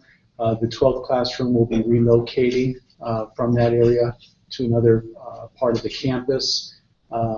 So in regards to other projects, we have identified some upgrades with the charter schools eligible for Prop 39 energy funds as well. Again, speaking in regards to working with Mr. Nadeau, we've worked together to try to allocate those funds collectively to increase the condition of the entire site, not just the R.O. Hardin site, but also the prep school portion of the site as well. So that would include interior LED lighting in those classrooms, exterior LED lighting, as well as we're looking at upgrading the or changing out the flooring in the existing portable restroom that services their students on that side. It's in need of repair, so that is another project that we have planned for this summer as well to improve that portion of the campus and for them. So I know we're moving them to a whole different side of the campus. Is this the area where they will stay, or once we finish construction, will they be going back? Well, we moved them last year, so they're already in that area. Okay. So the big move happened last summer for this school year, and so we're just adding one additional classroom, more or less, to what they had been using in the past. The intent is for them to stay in that area and grow within that area. There's room for growth. Well, we currently have, the district owns the land, which the Go Kids preschool buildings, which Go Kids actually owns, are housed on our property. Right. And we have an agreement with Go Kids for the land lease. And then we also own the building that currently the MTU is housed in. So the intent would be for them to continue growing more or less in that direction of that space. So that's the intent. Any other questions? Thank you. So the recommendation before the board is the approval of the facilities use agreement with Navigator Public Schools Incorporated. I'll motion. Second. All those in favor? Aye. Item 13G, Facilities Committee Update. Mr. Johnson.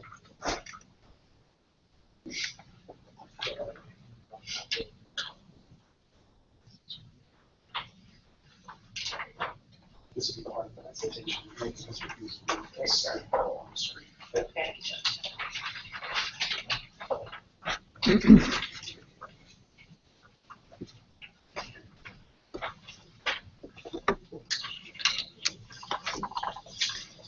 I may end up walking around here. It might just be a little easier for me to walk through. Madam President, members of the board, I have a fairly lengthy presentation tonight, but I feel it's necessary to walk you through slide by slide because there's a lot of information here. On behalf of the Facilities Committee, we wanted to provide you an update on some of the work that we've been doing. And I know that after you see this presentation, you can see the type of work and the dedication that the committee has in regards to not only looking out what's best for our students, but also for our district. So with that being said, we're going to talk about a couple things tonight. The Facilities Committee met last March 23rd. And we discussed these following items: proposed new school construction bond initiative for November 2016, as well as the Sunny Slope Elementary School modernization project. So I'll be speaking on both of those items tonight, and at the very end, I will kind of tie it all together with a final slide that we'll ask the board to consider and give staff some direction moving forward. I will tell you that we do have a Facilities Committee meeting tomorrow night. And so the outcome of this is very important for us to continue knowing which direction we need to move. So the proposed new school construction bond initiative, the master plan priorities list, I provided that in front of you. It identified over $150 million worth of district-wide facility needs. That covered various items such as ADA, code and safety, infrastructure upgrades and asset management, site work, health safety upgrades, as well as new construction within the district. The master plan priority list was used to identify the Measure M bond projects, which the board approved. So this is the master plan priorities list, which you have before you. Like I said, it's a very detailed list. It was put together school by school in regards to an estimated cost of what it would take to repair or replace many of these items within the district.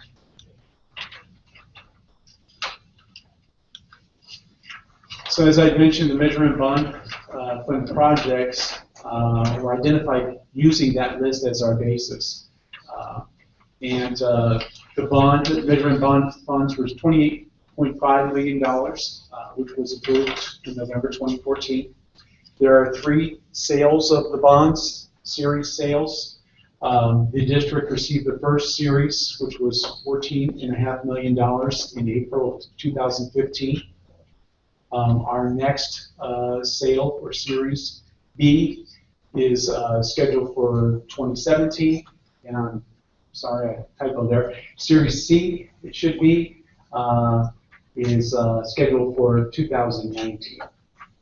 So the master plan, as I mentioned, was used for those, to identify those projects. And the Measure M Bond Fund project priority list more or less in summary, were new roofs identified for Hardin, Land Lane, and Rancho San Justo, Devlin Hills HDLA launch shade structure, Margaret Mays chiller replacement project, the R.O. Hardin modernization project and portable restroom buildings, HDLA expansion project, which was added to the list, Rancho San Justo modernization project, Land Lane, Sierra Vista, and Rancho San Justo controlled access projects, Sierra Vista and Calaveras air conditioning project, technology and district-wide security fencing projects, and also Sierra Vista and Calaveras multi-purpose rooms or the reserve for funding of 12 classrooms in the district. So those were the board-approved priority lists, which staff is currently working with our first sale for Series A funds on these items here. There's also funding for the district that we're eligible for in regards to the California Clean Energy Jobs Act, otherwise known as the Prop 39 Energy Program. The district is eligible for $1.2 million in energy funds, which we are working with our consultant to prepare this plan. The plan should be submitted to the state by the end of this week. And once the state approves it, then we can move forward on the items that we've identified in regards to our energy plan. The proposed local bond initiative in November of this year, if the board approves a new school construction bond initiative, as you saw from the presentation earlier from the representative from Davis Demographics and Planning, there is a need for additional housing within the district, and actually the need is a lot sooner than later. So the proposed cost for a new school, which we're looking at a grade configuration of a TK through 8th grade, from our architects, the estimated cost is approximately $52 million. That school would house roughly 900 students. The school district currently, today, looking at a potential bond initiative in November, has a bonding capacity of about $36 million. With that being said, if we're successful in November with the bond, obviously that wouldn't be enough money to build the entire school, but it's possible that we could actually build the school in phases. There's also the state school facilities bond that is on the November ballot as well. It is a bond basically sponsored by the Coalition for Adequate School Facilities, or CASH. It's a $9 billion state bond to fund K through 12 and some community college construction. This bond is very important for the district as well, because if this bond is successful, as well as we're successful with a local bond, then the state bond will match our funds 50-50 in regards to new construction projects, and a 60-40 for modernization projects. This bond is very critical as well. Then there's also the opportunity for local developer fees. Again, we with the presentation in the residential construction increase in the area. Our current developer fees, we're currently at a level 1 developer fee, that being $3.36 per square foot, but we do have an agreement with the high school where we split that 36% between the elementary school district and the high school. We are currently working with our consultant, which we hope to bring back before the board very soon, to increase our level 1 developer fees. State Allocation Board did increase the fee, which the board would have to adopt that, and then that new level 1 developer fee again would be, it would increase by 8 cents if you see the 216 versus the 224. That would take effect within 60 days after the board approves it. Working with our consultant, we've also identified, though, that the district is eligible for level 2 developer fees. So with that being said, we will come to the board with that recommendation as well for the board to consider. If that's approved, then that could take effect immediately, and that would not be a shared of the developer fees with the high school. That would be 100% for residential only for our school district. So that would be $3.72 per square foot.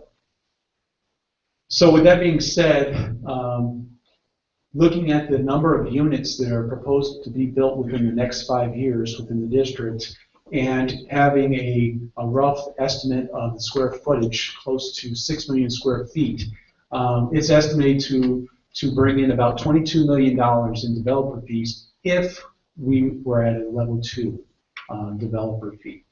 So it's in our best interest, obviously, to bring those recommendations to the board for consideration, and staff will be doing that. What would qualify us for level 2? There is a criteria, so you have to have a certain number of your buildings need to be portables versus fixed buildings. They want to see the proposed growth within the area, so you have to reinforce that, which our demographic report that was presented to you earlier this evening is a document that we can utilize to help support that as well. So we are eligible for the level 2 developer fee. So looking at the master plan priority list, what I've done here is everything in yellow, and you'll see that they're blank, but they're in yellow. Everything in yellow from the original list is identified in the Measure M bond. Okay? Everything that is in red is identified in the Prop 39 energy plan. Okay? So again, as we allocated our existing funds to projects on our master list, for this purpose, we wanted to show you kind of what's left on the list.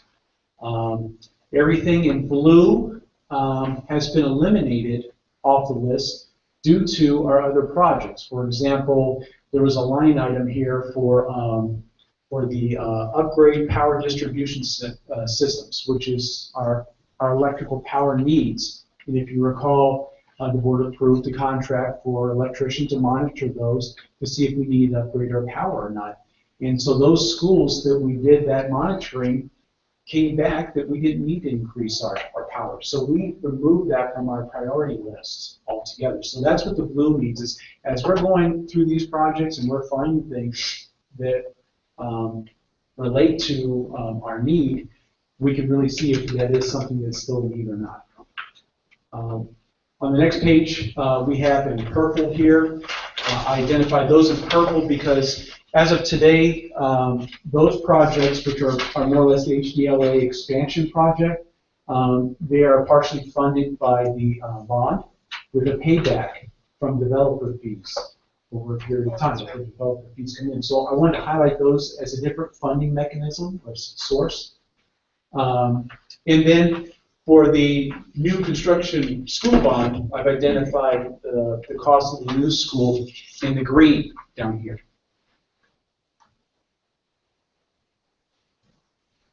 So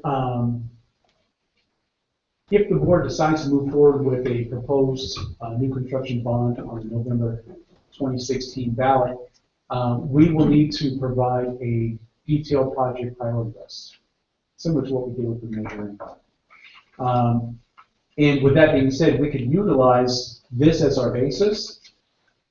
Excuse me, but I wanted to point out to you that this list was created back in 2014, and obviously things have changed.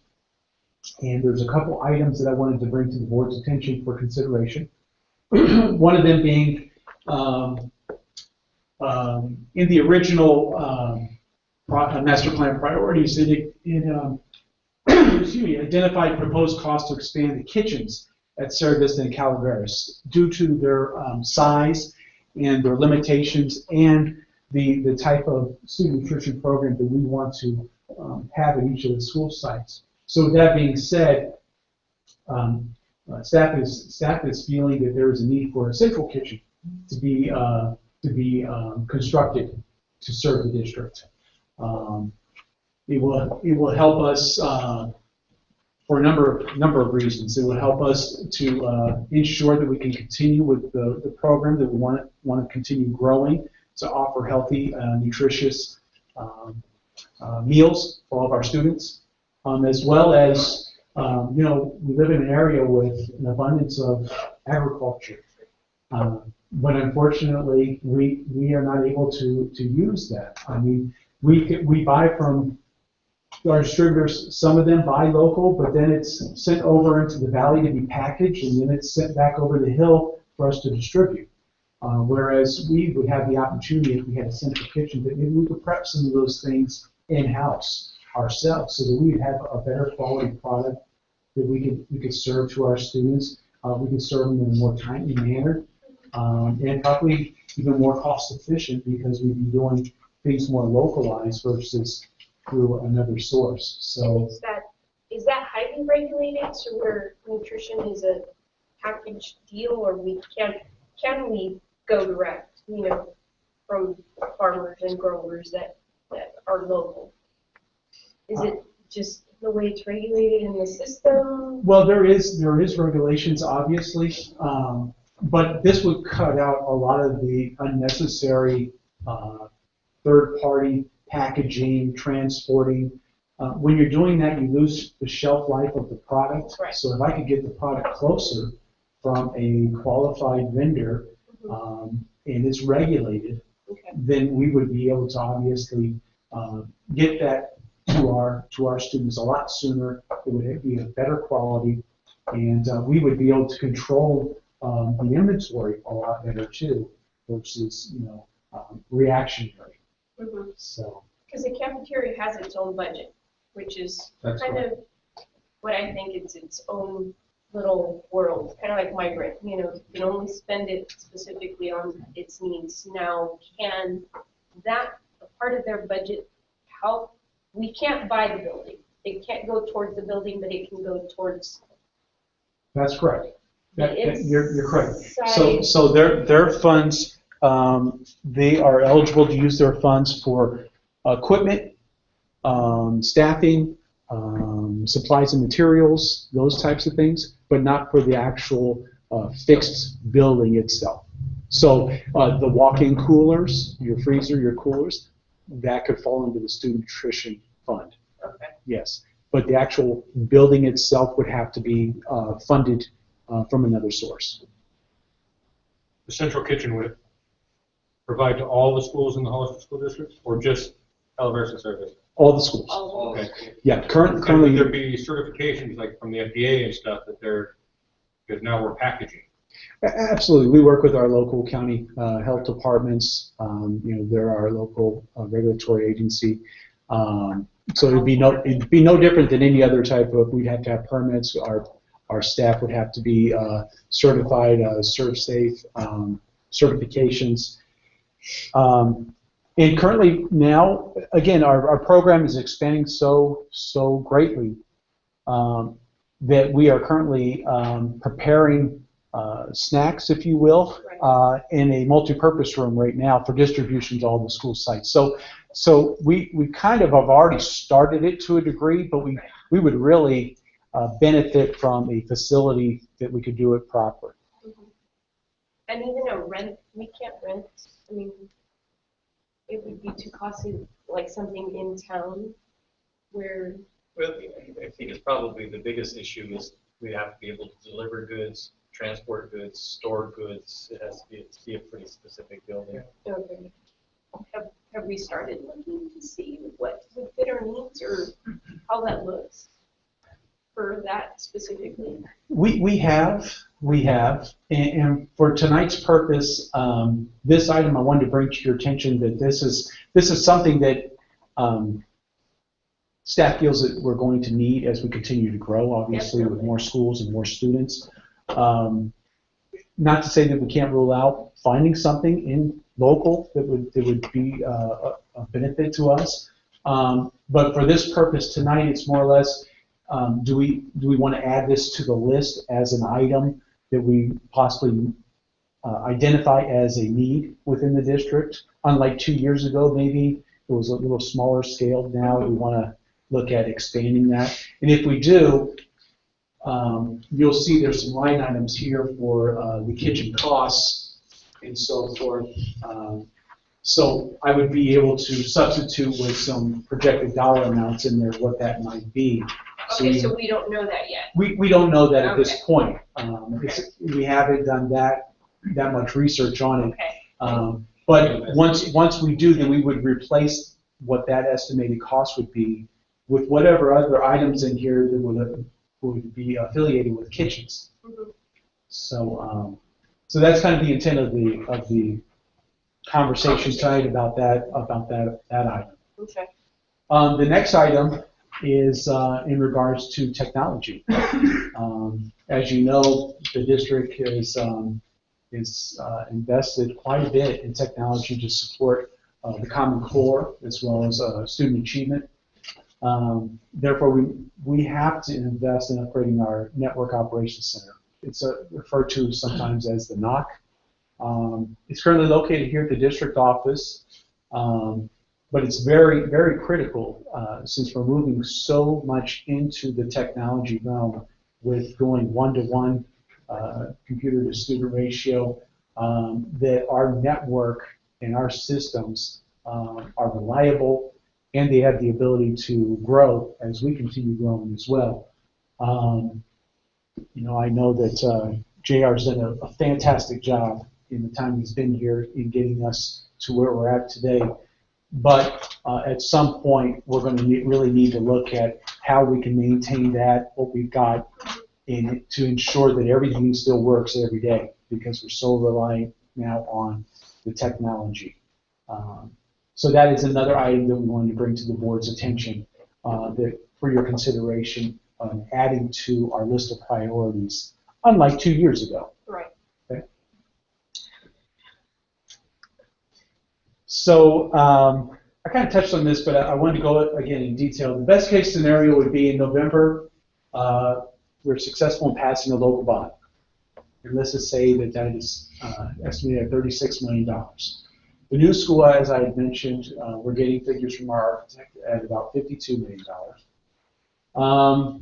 If the state school facilities bond is approved, then again, as I mentioned, we have new construction matching funds. So, for example, $26 million, or half of the 52, we'd be eligible for, as well as the district is eligible for $16.9 million in modernization funds.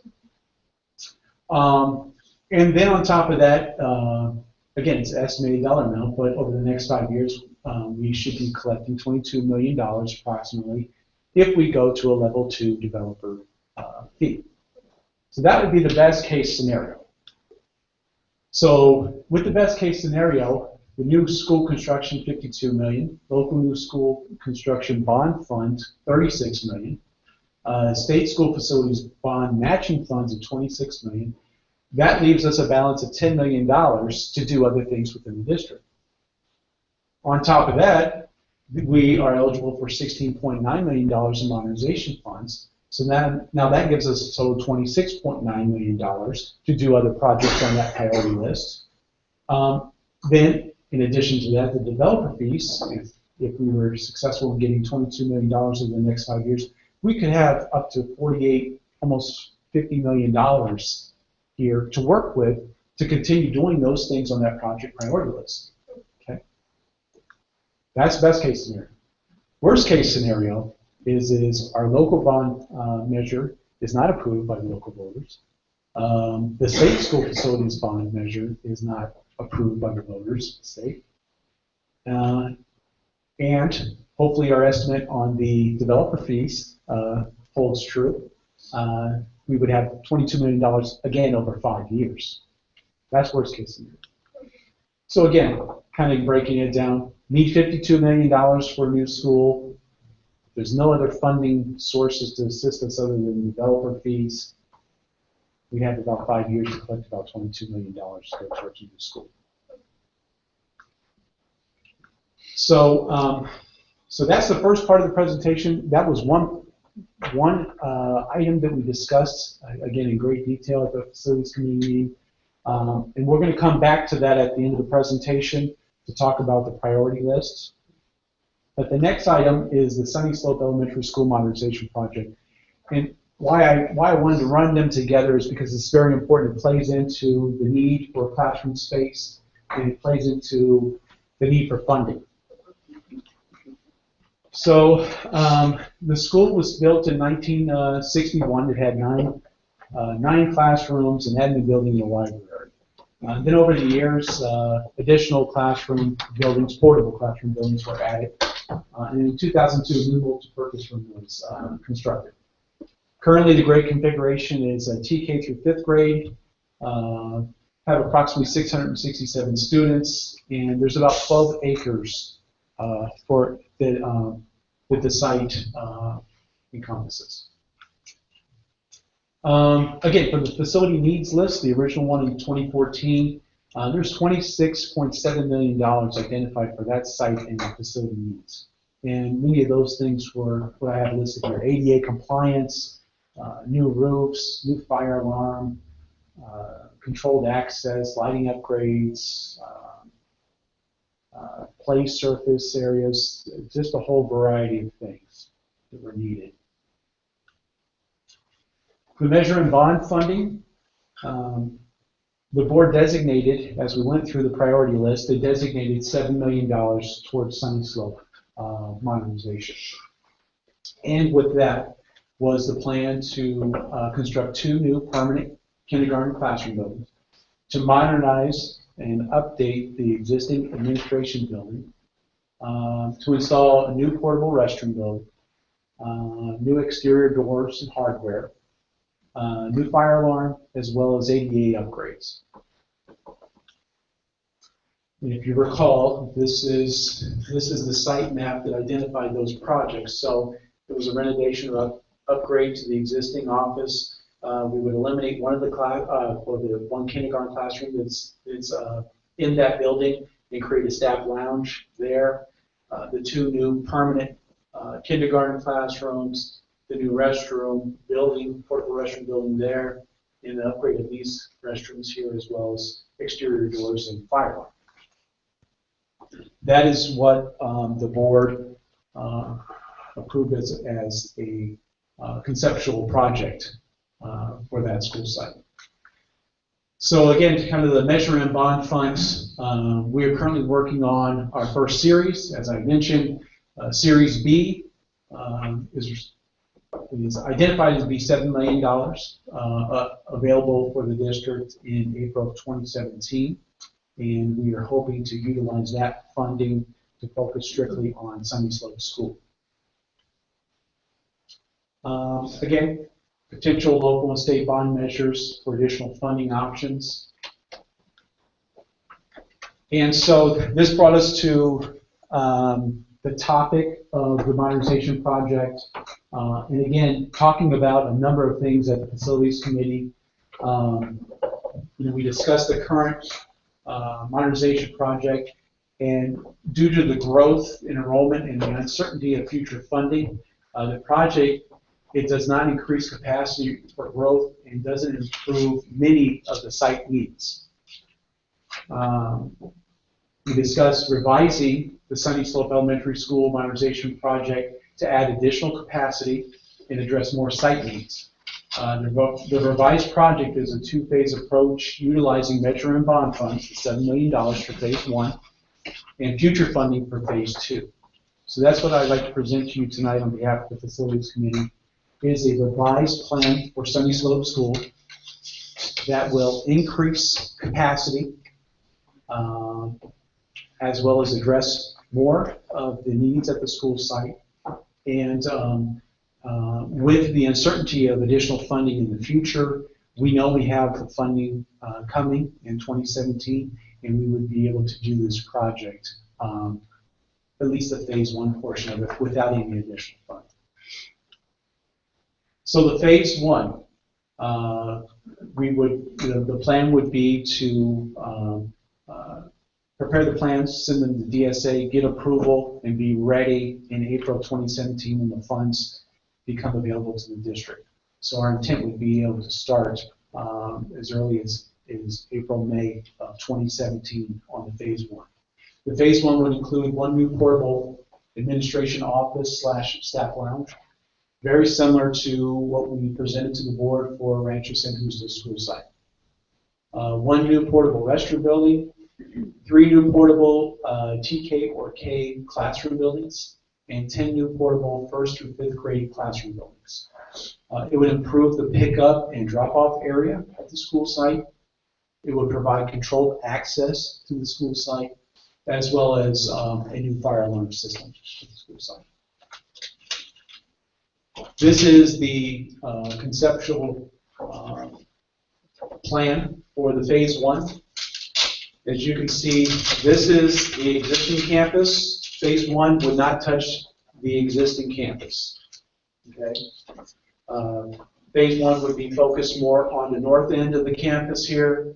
New admin staff lounge. More or less where the garden area is located today. You have a multi-purpose room. These would be the 3 kindergarten or TK classrooms here. These would be the 10 classrooms here to serve more or less 1st through 5th grade, and a new restroom building. Also, a lot of the path of travel to address a lot of those concerns in regards to ADA and accessibility at the school site. And if you notice, the parking lot is not touched in this phase 1. It is just reconfigured from pretty much here, moving north into the property to allow for more safer pickup, drop-off, and so forth. There's also new trash enclosure, so it's not in the middle of the parking lot. It provides controlled access, which we've been able to implement at Sunny Slope today, but this is a more formalized controlled access. So this would be the phase 1 or the proposed revised plan for the Measure M bond funds. I will point out that, again, with phase 1, it doesn't touch the existing site, but it does add capacity. It adds 13 more classrooms. Again, the uncertainty of future funding is very important, especially in light of what we hear with the number of students we're expecting to have. So we know that we have funding to do some things here, and possibly investing in more housing at this school site. With the phase 2 part of this plan, again, it depends on funding, but it would be the removal of the existing portable classroom buildings that are very old, very old at the school site. This would be the installation of a new library, media center. We would increase the staff and visitor parking. We would create new field turf area and asphalt play areas, and there'd be additional space for future expansion. So what we've got here is this is the phase 2, and again, it touches the original site. What we have in the dotted lines here are the existing buildings. So you have a general idea of kind of the layout of the campus, of where the buildings are today and what it would look like in the phase 2. So again, it would be the removal of these buildings. And again, the phase 2 can happen in the future when we identify funding to build a new school. So once the new school is complete, then we could always go back to phase 2 and do that project at that time. But that would create a new turf area here. So we would have our existing turf area here still stays intact. We'd create a new turf area here, as well as a turf area here, but potentially for future buildings, if you wanted to even add more buildings here. This scenario too also gives us the flexibility to go more towards a K-8 model, very similar to what we've talked about in the past with the board. You would have your TK through 5th grade on this side of the campus. You have that clear delineation or separation of the 6th through 8th grades at this side of the campus. There's shade structure here to support this side. There's shade structure here to support this side. You would have your grass fields or your turf areas that would be separated, so there would be no intermixing of the upper and lower grades there. And your admin and library are more or less centralized to assist or be available to both sides of the campus. It gives a lot of flexibility, whether it's a K-8 or some other type of model. We have the space to be able to do that. And the logic to keep these portables is they're in a lot better condition than the original fixed buildings, as well as the much older portables. So that would be the phase 2. Some of the benefits of the revised plan would be the new buildings, obviously. I mean, it's new buildings. Yes, they're portable buildings, but they would be obviously ADA compliant. They would meet all the latest codes. The new admin building would provide adequate space. I know that if Principal Sackhow was here today, he would easily speak on the challenges that he has in his office or admin building. It would provide adequate space not only for the principal, for admin staff, but also for the nurse. It would also create public restrooms so that there would be no need for the public to utilize the restrooms within the campus. As well as I touched on the controlled access. The new pickup drop-off and parking lot would greatly improve pedestrian safety at the school site. As I mentioned, it established a TKA configuration with the separation of the grades. Provides new and improved field and outdoor asphalt concrete play areas, which are, the asphalt concrete is definitely needed to be addressed at that school site. New fire alarm system for the school, as well as it adds additional classroom space to accommodate the future growth. The phase 1 does, in light of not knowing the future for funding. So phase 1, again, we have $7 million in measuring funds identified for this school site. Phase 2, if the state bond passes, we're eligible for modernization funds up to $3.7 million at that school site, which is great. Again, developer fees, possibly a future bond in the future to help get us to where we need to with the various phases. And we can also look at some joint use opportunities as well. We would have the space. I put up a phase 3 just to kind of give you an idea of how some future buildings could go on this front turf area, how it would really kind of finish off the campus, or, you know, that would be an adequate site too for another gymnasium, possible joint use, you know, public library, any things like that. And we would have some space to be able to plan and use it appropriately in the future. So to give you kind of an idea of how that could look. So that brings us to the last slide. And I appreciate your patience, but I really wanted to walk you through each one of these so that you could really understand the thought behind it and the importance of the information so that you can make some sound decisions. So tonight I'm asking on behalf of the Facilities Committee for the board to consider and provide staff direction on the proposed new school construction bond initiative. If the board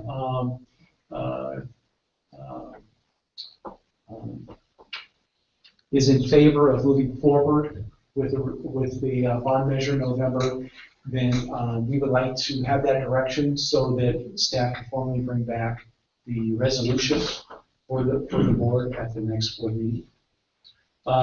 Secondly, we'd like the board to consider the project priority list for new school construction bond measure and the possible state school facilities bond. So with that being said, for purposes of the Facilities Committee, utilizing the master priority list, what is left on that list, obviously if we were to go for a local bond for new construction, it would be for the new school. But if we're successful with the state bond passing too, we're going to have additional funds, as I had shown you. So we're going to have other items besides just the new school in the event that we do get the additional funding. So what we would like for clarification from the board is, would the board like us to utilize the existing priority list of items that have not been addressed as our basis or our starting point to develop the list for the future bond, to bring back, to present to the board in regards to this is our recommended list of priorities in the event that we're successful with additional funding. So that is for the school facility bond. In regards to Sunny Slope Elementary School modernization, we'd like the board to consider the new revised modernization plan. If the board is in favor of us going in that direction, then we would like to come back at the May board meeting and present a more detailed plan, give you some numbers to look at as well as far as potential costs, a schedule, a rough schedule, and some more detailed information versus just a conceptual type of look at that project. Or if the board directs staff to finalize plans from the original modernization project plan, which was the two fixed kindergarten classrooms and a modernization or a rehabilitation of the existing buildings at the school site. So I know it's a lot of information. I appreciate your patience on that. I'd be willing to answer any questions you have. But this is the request that we have is for your consideration and direction tonight.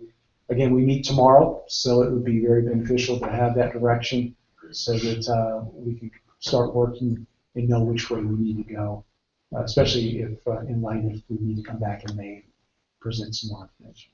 Now, the first part of the presentation, how do those other two pieces come into play? The kitchen, those needs, and then the technology needs. So that comes into play with the new school bond initiative and the project priority list. So if you want us to add those two items to the overall list, then we will do that.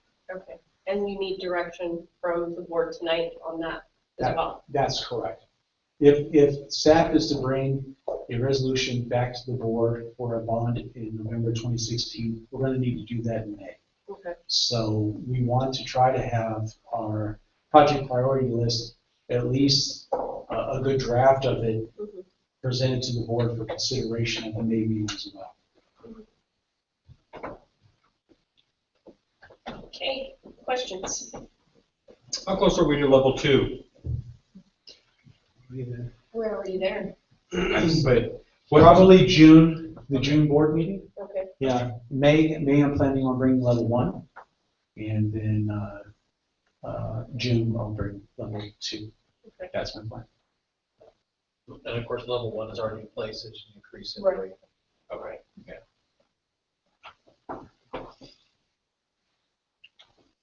Well, the two items that you initially proposed, the kitchen, the expansion of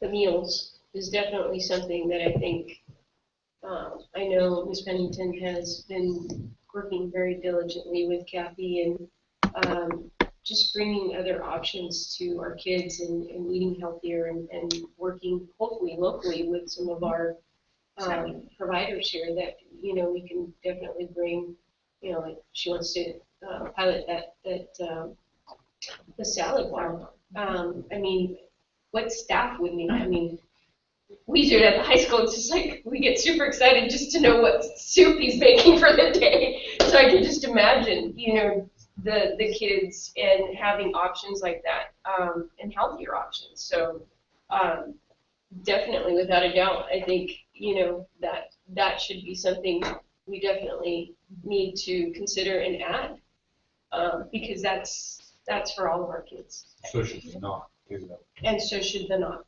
correct. And then just working in with, you know, what can we use out of the nutrition's budget to kind of offset and look and see what we can work together with their budget and what we can and cannot, you know, do there, and look at finding a reasonable facility or go into detail, a little bit more depth into looking to see what's out there for that. But definitely, I think adding those two, we can't move in our technology to become equipped to handle whatever it is that our needs are going to definitely continue to be. So we definitely need to maintain our technology. We can't start something and then just not continue with it, especially on that technology side, and have some major catastrophe and then we're not able to maintain function. And without our computer, I think any of us on a daily basis, if our computer went down, we'd be. Yes. So we definitely want to make sure that that's also addressed and kept on the priorities list. So we can, if there's no objection, adding those two. I Okay. And then Sunny Slope, do we stay with the old or do we anticipate with the new phase and the new proposal and adding the 7 I think million? it seriously needs help. I really like phase one. And lipstick is not going to work. So we can kind of, you know, as far as, because I mean, investing in old buildings, it's not something that is going to help us in the long run. These buildings, as Mr. Talia stated, they're way beyond just little Did I repairs. say, how old are they? Over 50. 1961. But Sunny Slope also is the closest school to the Santana Ranch area, so that if the bond doesn't get passed for the new school, then we're going to have to start, you know, loading up that campus. Yeah. So it would serve more than one purpose. So do we want to give the facilities the green light to go through, scrap what we had initially said, and you start using 7 million towards the new? I think that's good.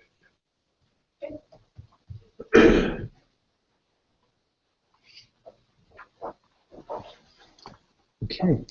And just for clarification, you would like the facilities committee to come back in May with an update? I would Please. like to make the recommendation that we have an update on a monthly basis as a regular standing item at our regular board meetings. The facilities committee does an amazing job, and they really do go through all the details and with the fine-tooth comb. It would be doing them a disservice if we're not kept up to date on what they're doing for us.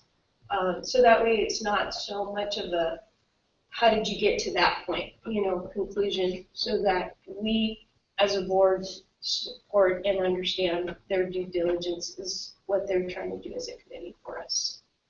Because we can't, you know, we don't have the capacity, but these committees are important. And you do have a lot of good people on the committees that take time away from their families to do this for us. And I just want to recognize Mr. Talia and all the committee members, because we wouldn't be where we are in envisioning what, you know, what could be without the capacity of the committee and their hard work. And I just want to thank everybody for that, because we're definitely, this is without a doubt, we couldn't be where we are now in all the modernization projects and for the foreseeable future without them. Thank you. Thank you. Thanks. So you're going to bring a resolution though also in May? Yes, if the board, if you want to confirm that, Madam President, would you like staff to bring a resolution for a bond measure in the November ballot? We probably would be prepared to bring a draft. We would like, we still have to finalize and we'll have to finalize the bond project list. That's required to be done. Yes. As part of the priority, and it has to be included as the defined list of projects. We have to guarantee that to the taxpayers. We also have to be able to have our tax rate statements in place and have all of our calculations for When is our deadline for all of that? Well, the bond, the resolution does not have to be submitted, I think it's August 4th or first week or two of August is drop dead deadline. You don't want to walk it in on the end of the deadline, however.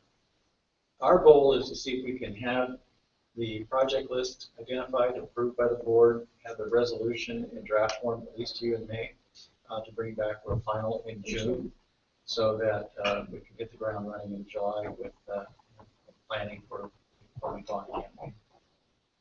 Okay. So, a number of steps in it that have to be done, but So sounds like we're all in support of moving forward with that. definitely. So you just need a consensus of opinion tonight. Yes. And the draft will be the next. Green light, sir. Thank you very much. No, thank you, John. Okay, we're on item 13H, exhibit board policy 1250, visitors. And that is. I'll get us going. I do a little bit of the, for those who are old enough to remember the outer limits, I'm going to take control of your television. But it's off, so do we have it back? Clicking. Device is missing.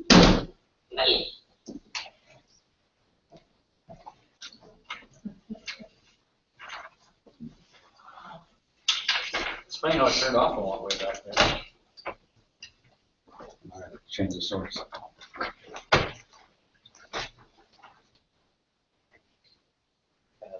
Yeah, when it casts, I'm kind of a little background.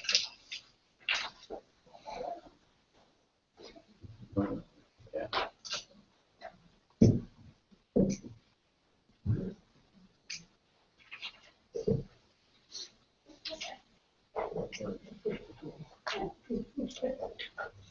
So I'm going to jump around a little bit here, not intentionally.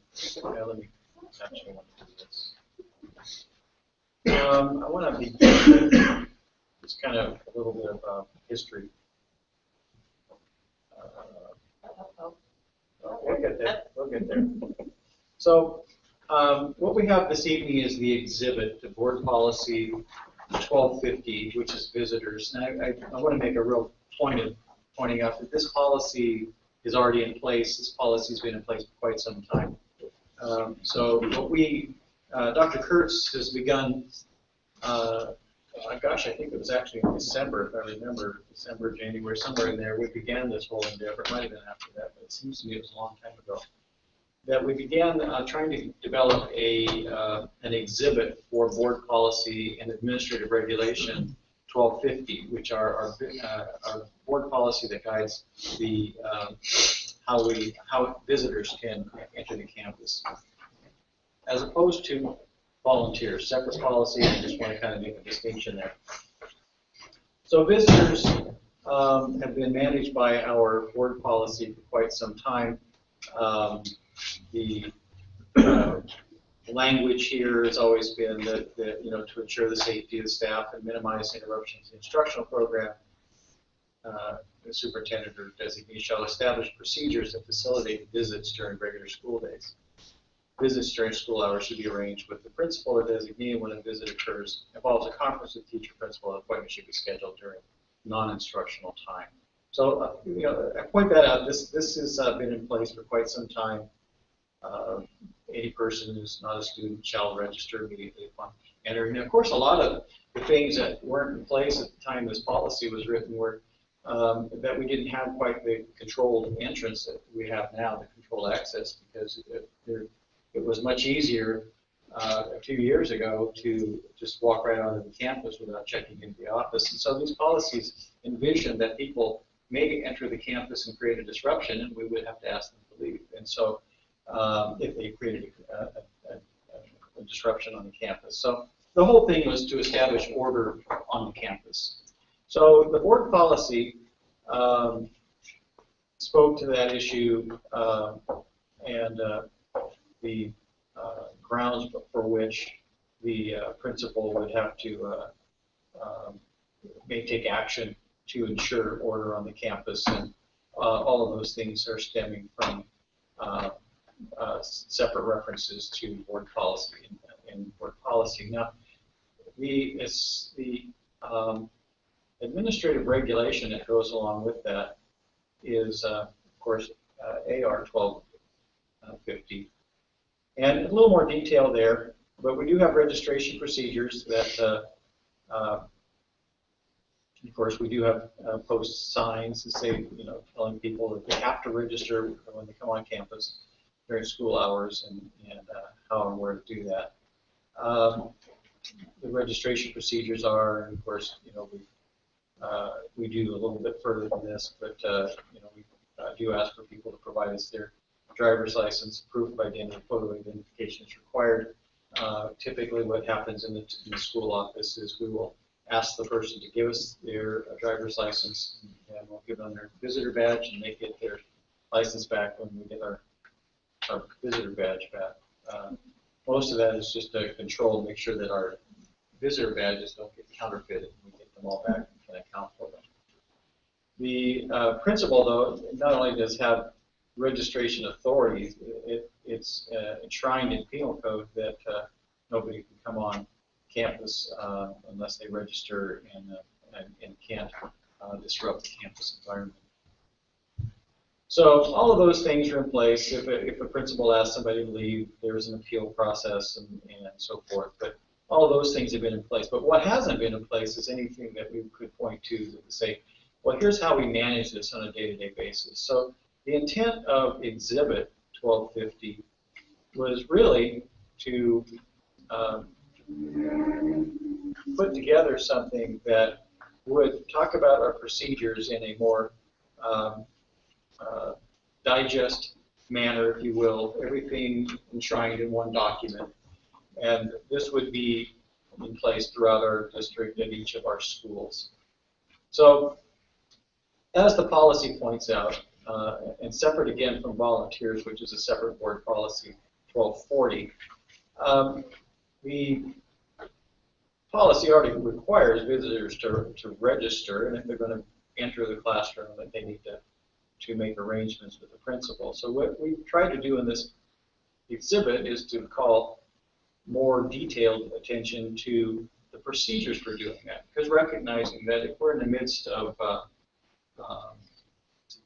CASP testing, and that's not a time when we might want somebody to walk in and say, I want to go visit and watch what's going on in the classroom. Or if we had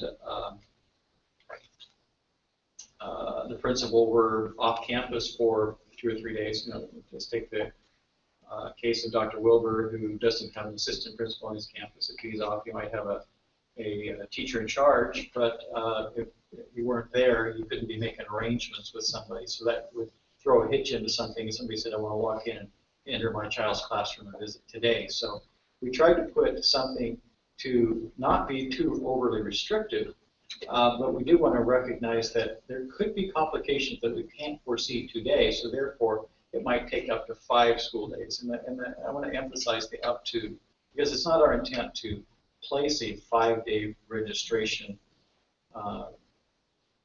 delay in any visits, but it's just recognizing the day-to-day life of the school principal, what might be going on in the classroom, teachers, just the activities going on in the classroom or whatever is going on. There's just a variety of things that could be happening. So we want to be able to be sensitive to allow the principal time to visit with the parent, find out what the nature of the visit would be, check with the teacher, and make arrangements so that it wouldn't be disruptive in the classroom. And that all takes time. So there was the issue of the 5 school days, but again, I want to point out that was just up to. We did want to be able to point to that, the primary job of the teachers is to teach students, and there wouldn't be really time during the school day for visits in the classroom on a drop-in basis. It happened a lot more when parents could come and go without their controlled access. I think you get less of that now that it is more restrictive for parents to get on campus. But in the mornings, one of the things that very often happens is that parents come in, drop their kids off. The gates are open, and once the bell rings, we kind of we close up, lock up the campus, and so we direct traffic through the office for entrance.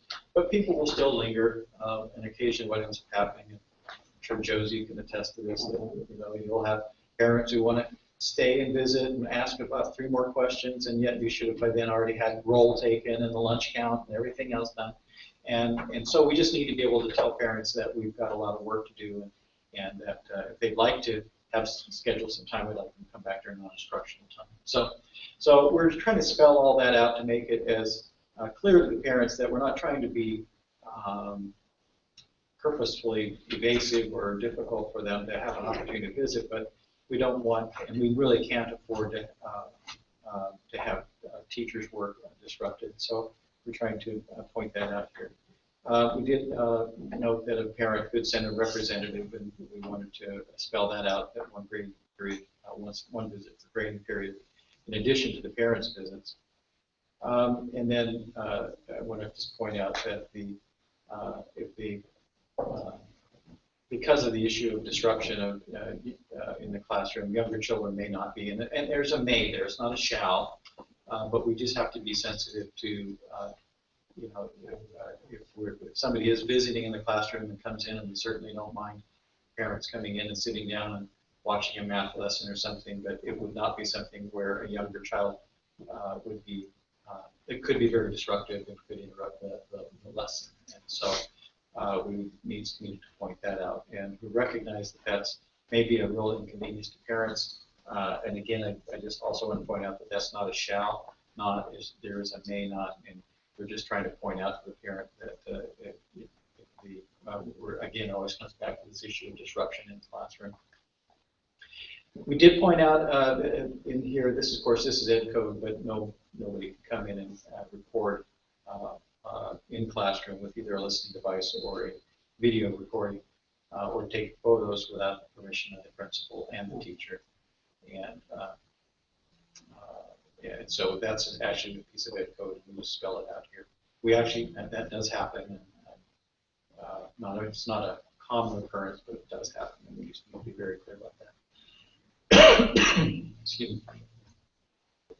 So we wanted to have this so that we can, you know, as it says in the board policy, that the superintendent shall have procedures for classroom visits, and this would be, with your approval, the document that we would point to is that list or the procedures for classroom visits, arranging for them,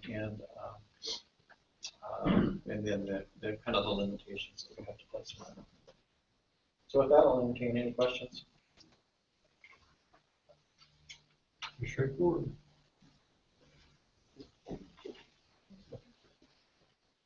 I think this is up for a final review, final reading tonight. Questions? Comments? Concerns? Okay. So, do we have a motion to approve exhibit board policy 1250? I'll make. So moved. Okay. All those in favor? Aye. Aye. Opposed? Aye.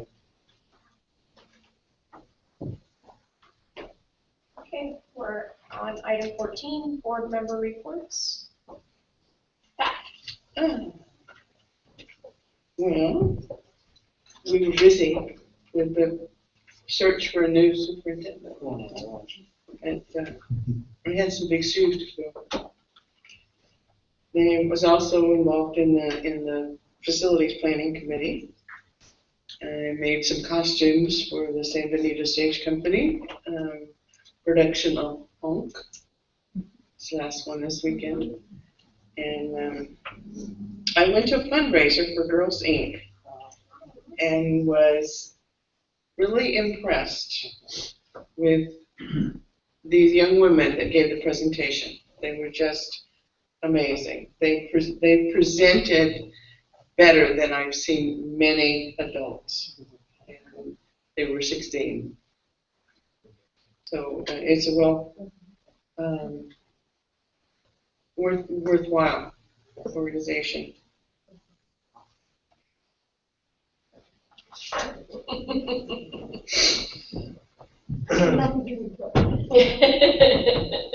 Just the busyness of the supervisor or the superintendent search. Let's try that again. It's this month that we're not gonna have it. At the gang task force meeting, we had a pretty healthy discussion. It was Ms. Lowe that presented. It was a lot of good info about stuff coming up. Junior Giants was mentioned. Really exciting program. It's a huge benefit to our community. A lot of kids are loving it. It's pretty exciting how much it's actually, the numbers were totally under expected. It was like the estimate was so low as far as the turnout. What it ended up being was like triple the amount of kids that showed up. What was he? The Junior Giants. It's a baseball league, but they don't just teach baseball. They teach, good character. It's there's an anti-bullying component to it. So it was a really good program. Is it co-ed? Yeah, I believe so. And there's a lot of parent involvement in that, so there's a huge excitement there. It doesn't take much to rally parents around the Giants themselves. It's a program from the Giants League and funded by them too. So it's completely free to our kids. It's an amazing program. And there was mentioned other things that we were talking about, opportunities for us, for our community. There was actually a talk about a hiker, mountain climber, like this guy grabs mountains, like, with his fingers. Rock climber guy, yeah. I'm not into it, so all I know is he's a professional, and people that know him, I guess, are pretty impressed. So a lot of kids, it's kind of a mentoring opportunity. A lot of, getting them away from, not that we have a big city life, right, but you're taking them out to the Pinnacles National Monument and doing a little bit of mountain climbing and, some mentoring along with that. So, and the individual, I forgot his name, I'm sorry, but he has a huge heart for kids, so that's what he's doing. So, anyways, then superintendent search is probably the most stressful part of it.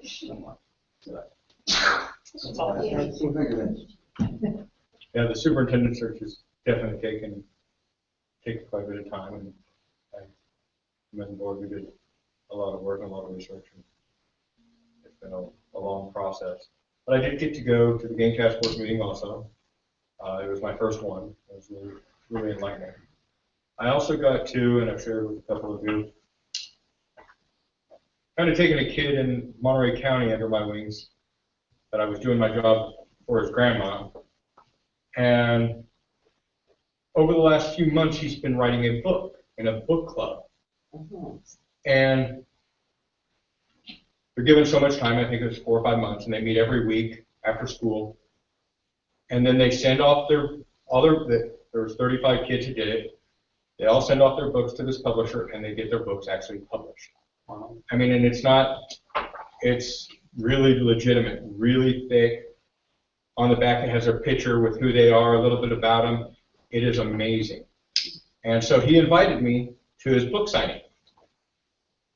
And I went to Academy of Arts in Monterey.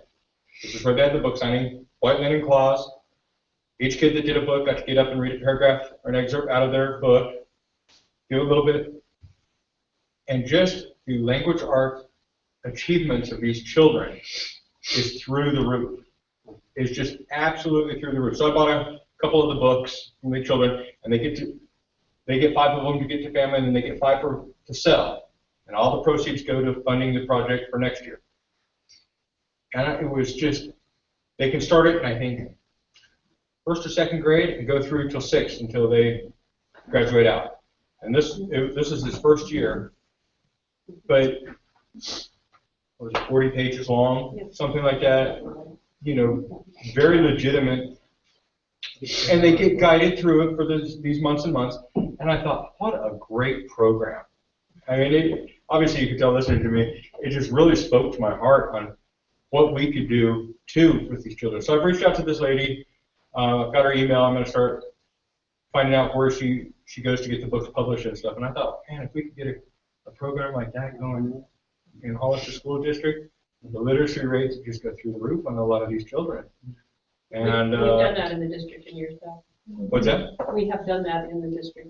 Oh, in fact, when Karen and I were just talking about when we were both teaching it, not even, it's been a while back, but. But what an amazing, And you I should, don't know. I don't think I want to know yet.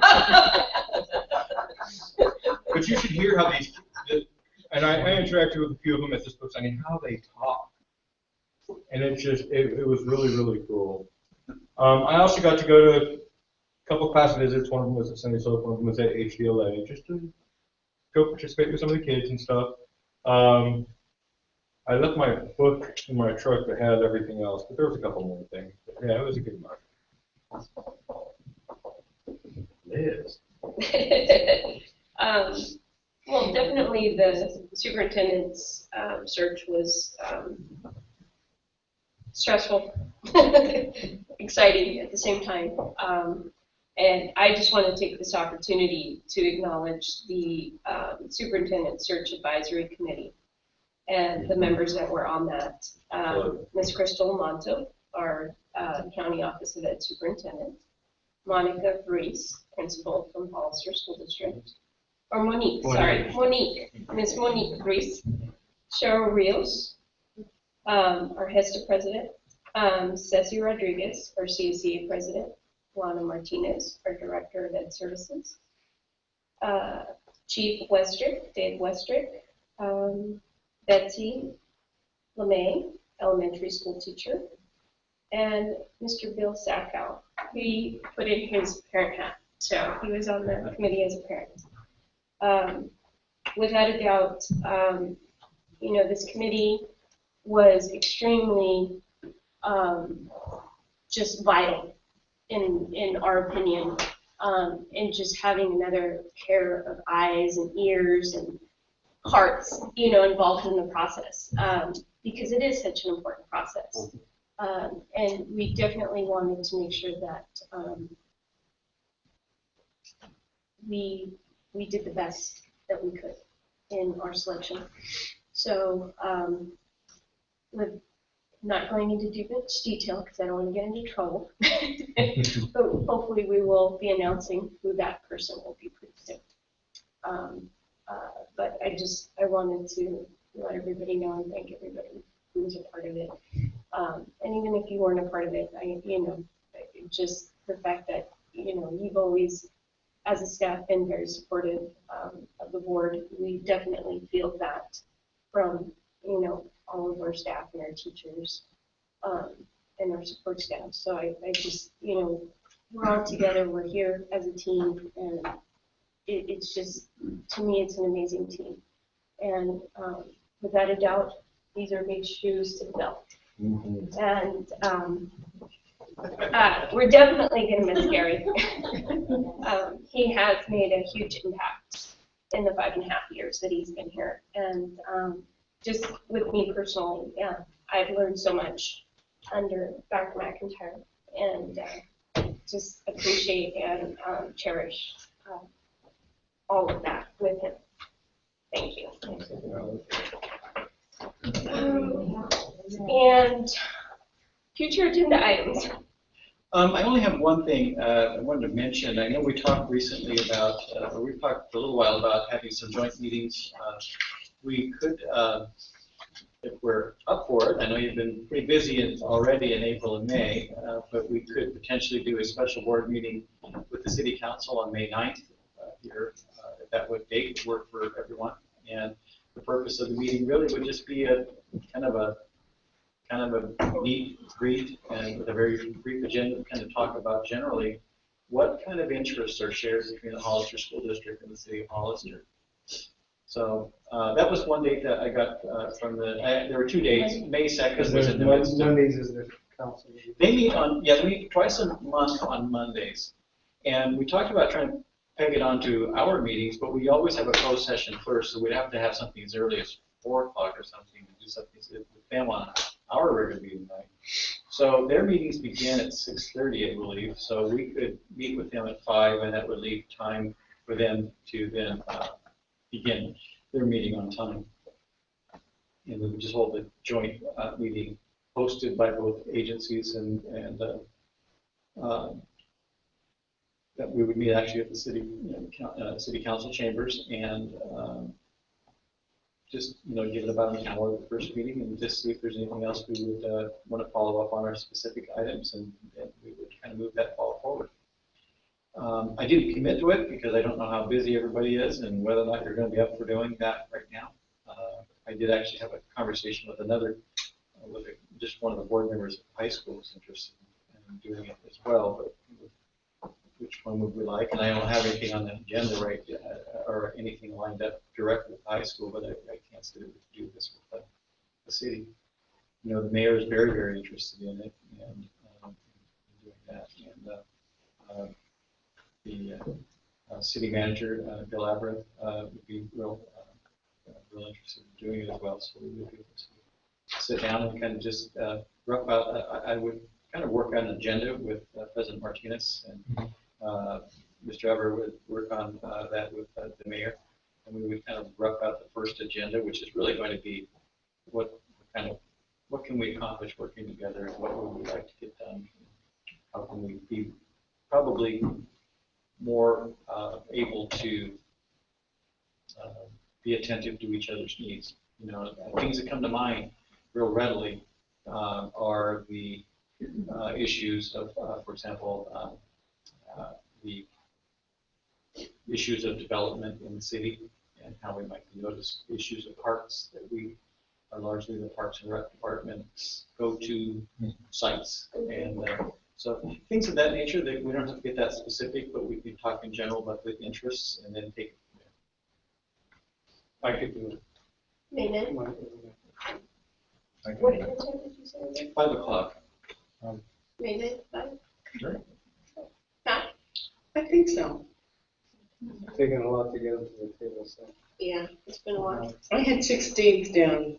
Because he had given us both the 9th and the 16th. And the 16th, I remember to look at that one.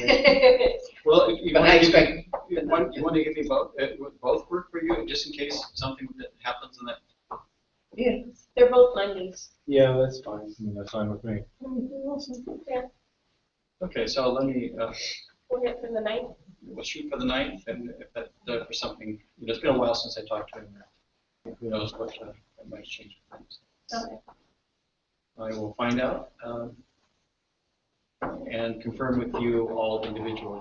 All right. And then you said something about the high school? One board member and I had a conversation as a riparian, and we talking. He's very interested in having a joint meeting between the high school and our district. I don't know if that's shared among other board members. Okay. All right. We'll just wait and see. So Okay. they're going to talk about it at their meeting. Okay. I do want to mention just this one real quick reminder, not so much an announcement, but this Thursday at 6 o'clock at the Vault is our annual Teacher of the Year and Employee of the Year. We'll do a joint ceremony this year, not just the Hollister School District, the high schools, Roma San Juan, you know, it's a county-wide event, but we'll be recognizing our Teachers of the Year and our Employees of the Year. And it'll be at the Vault. This will be a new way of doing it this year because it's always been at the county. Yeah. For the Purple Vault? supervisors. The What? vault. The purple ball. The purple vault. Is it the purple vault? Yes, right now it's the purple vault. Is that it? Because of Prince. I was Thursday. going to ask. I mean, I was Thursday. seriously. Was it because of Prince? Oh wow! 6. And that's Thursday at 6? This Thursday at 6 at the Vault.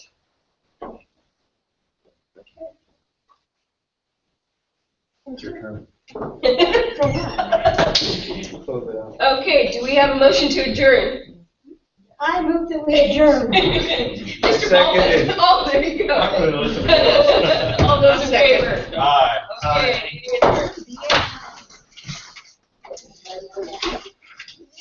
Yeah.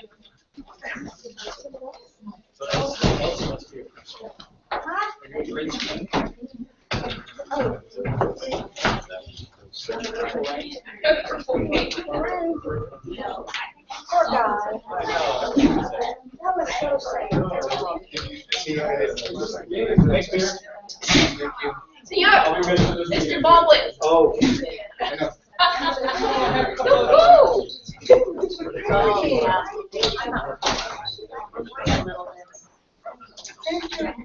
Yeah. Yeah, exactly.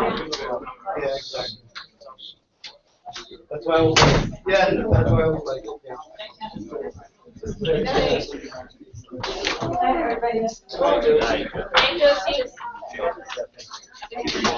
Josie. Hi, Elsa.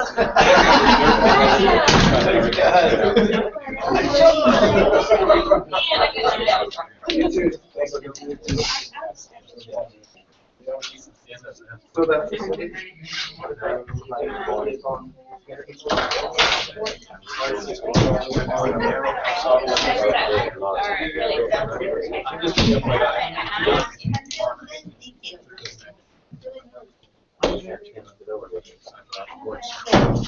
I always want to say this first. So, okay. Then you put your feet there. Make sure she understands all the rights. Tell my next time, just look at 5 days notice. We'll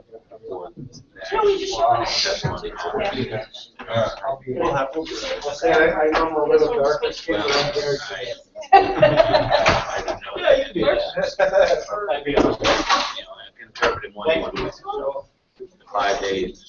Good. I interpreted that because the district's subpoena. I'm the part who are allowed to do that.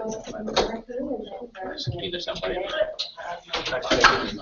makes sense for it to subpoena. Well, I'd like volunteer. But then I still want to do it. Right up to 5 seconds.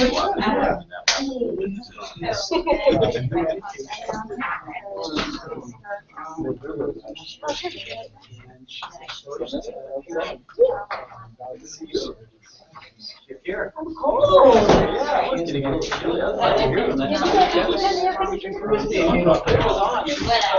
have 2.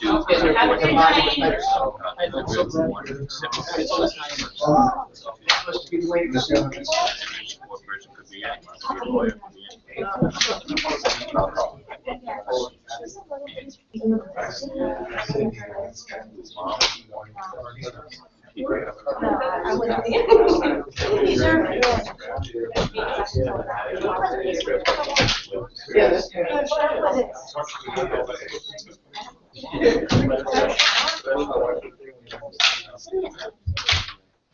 So put it back. Oh, yeah. I remind her.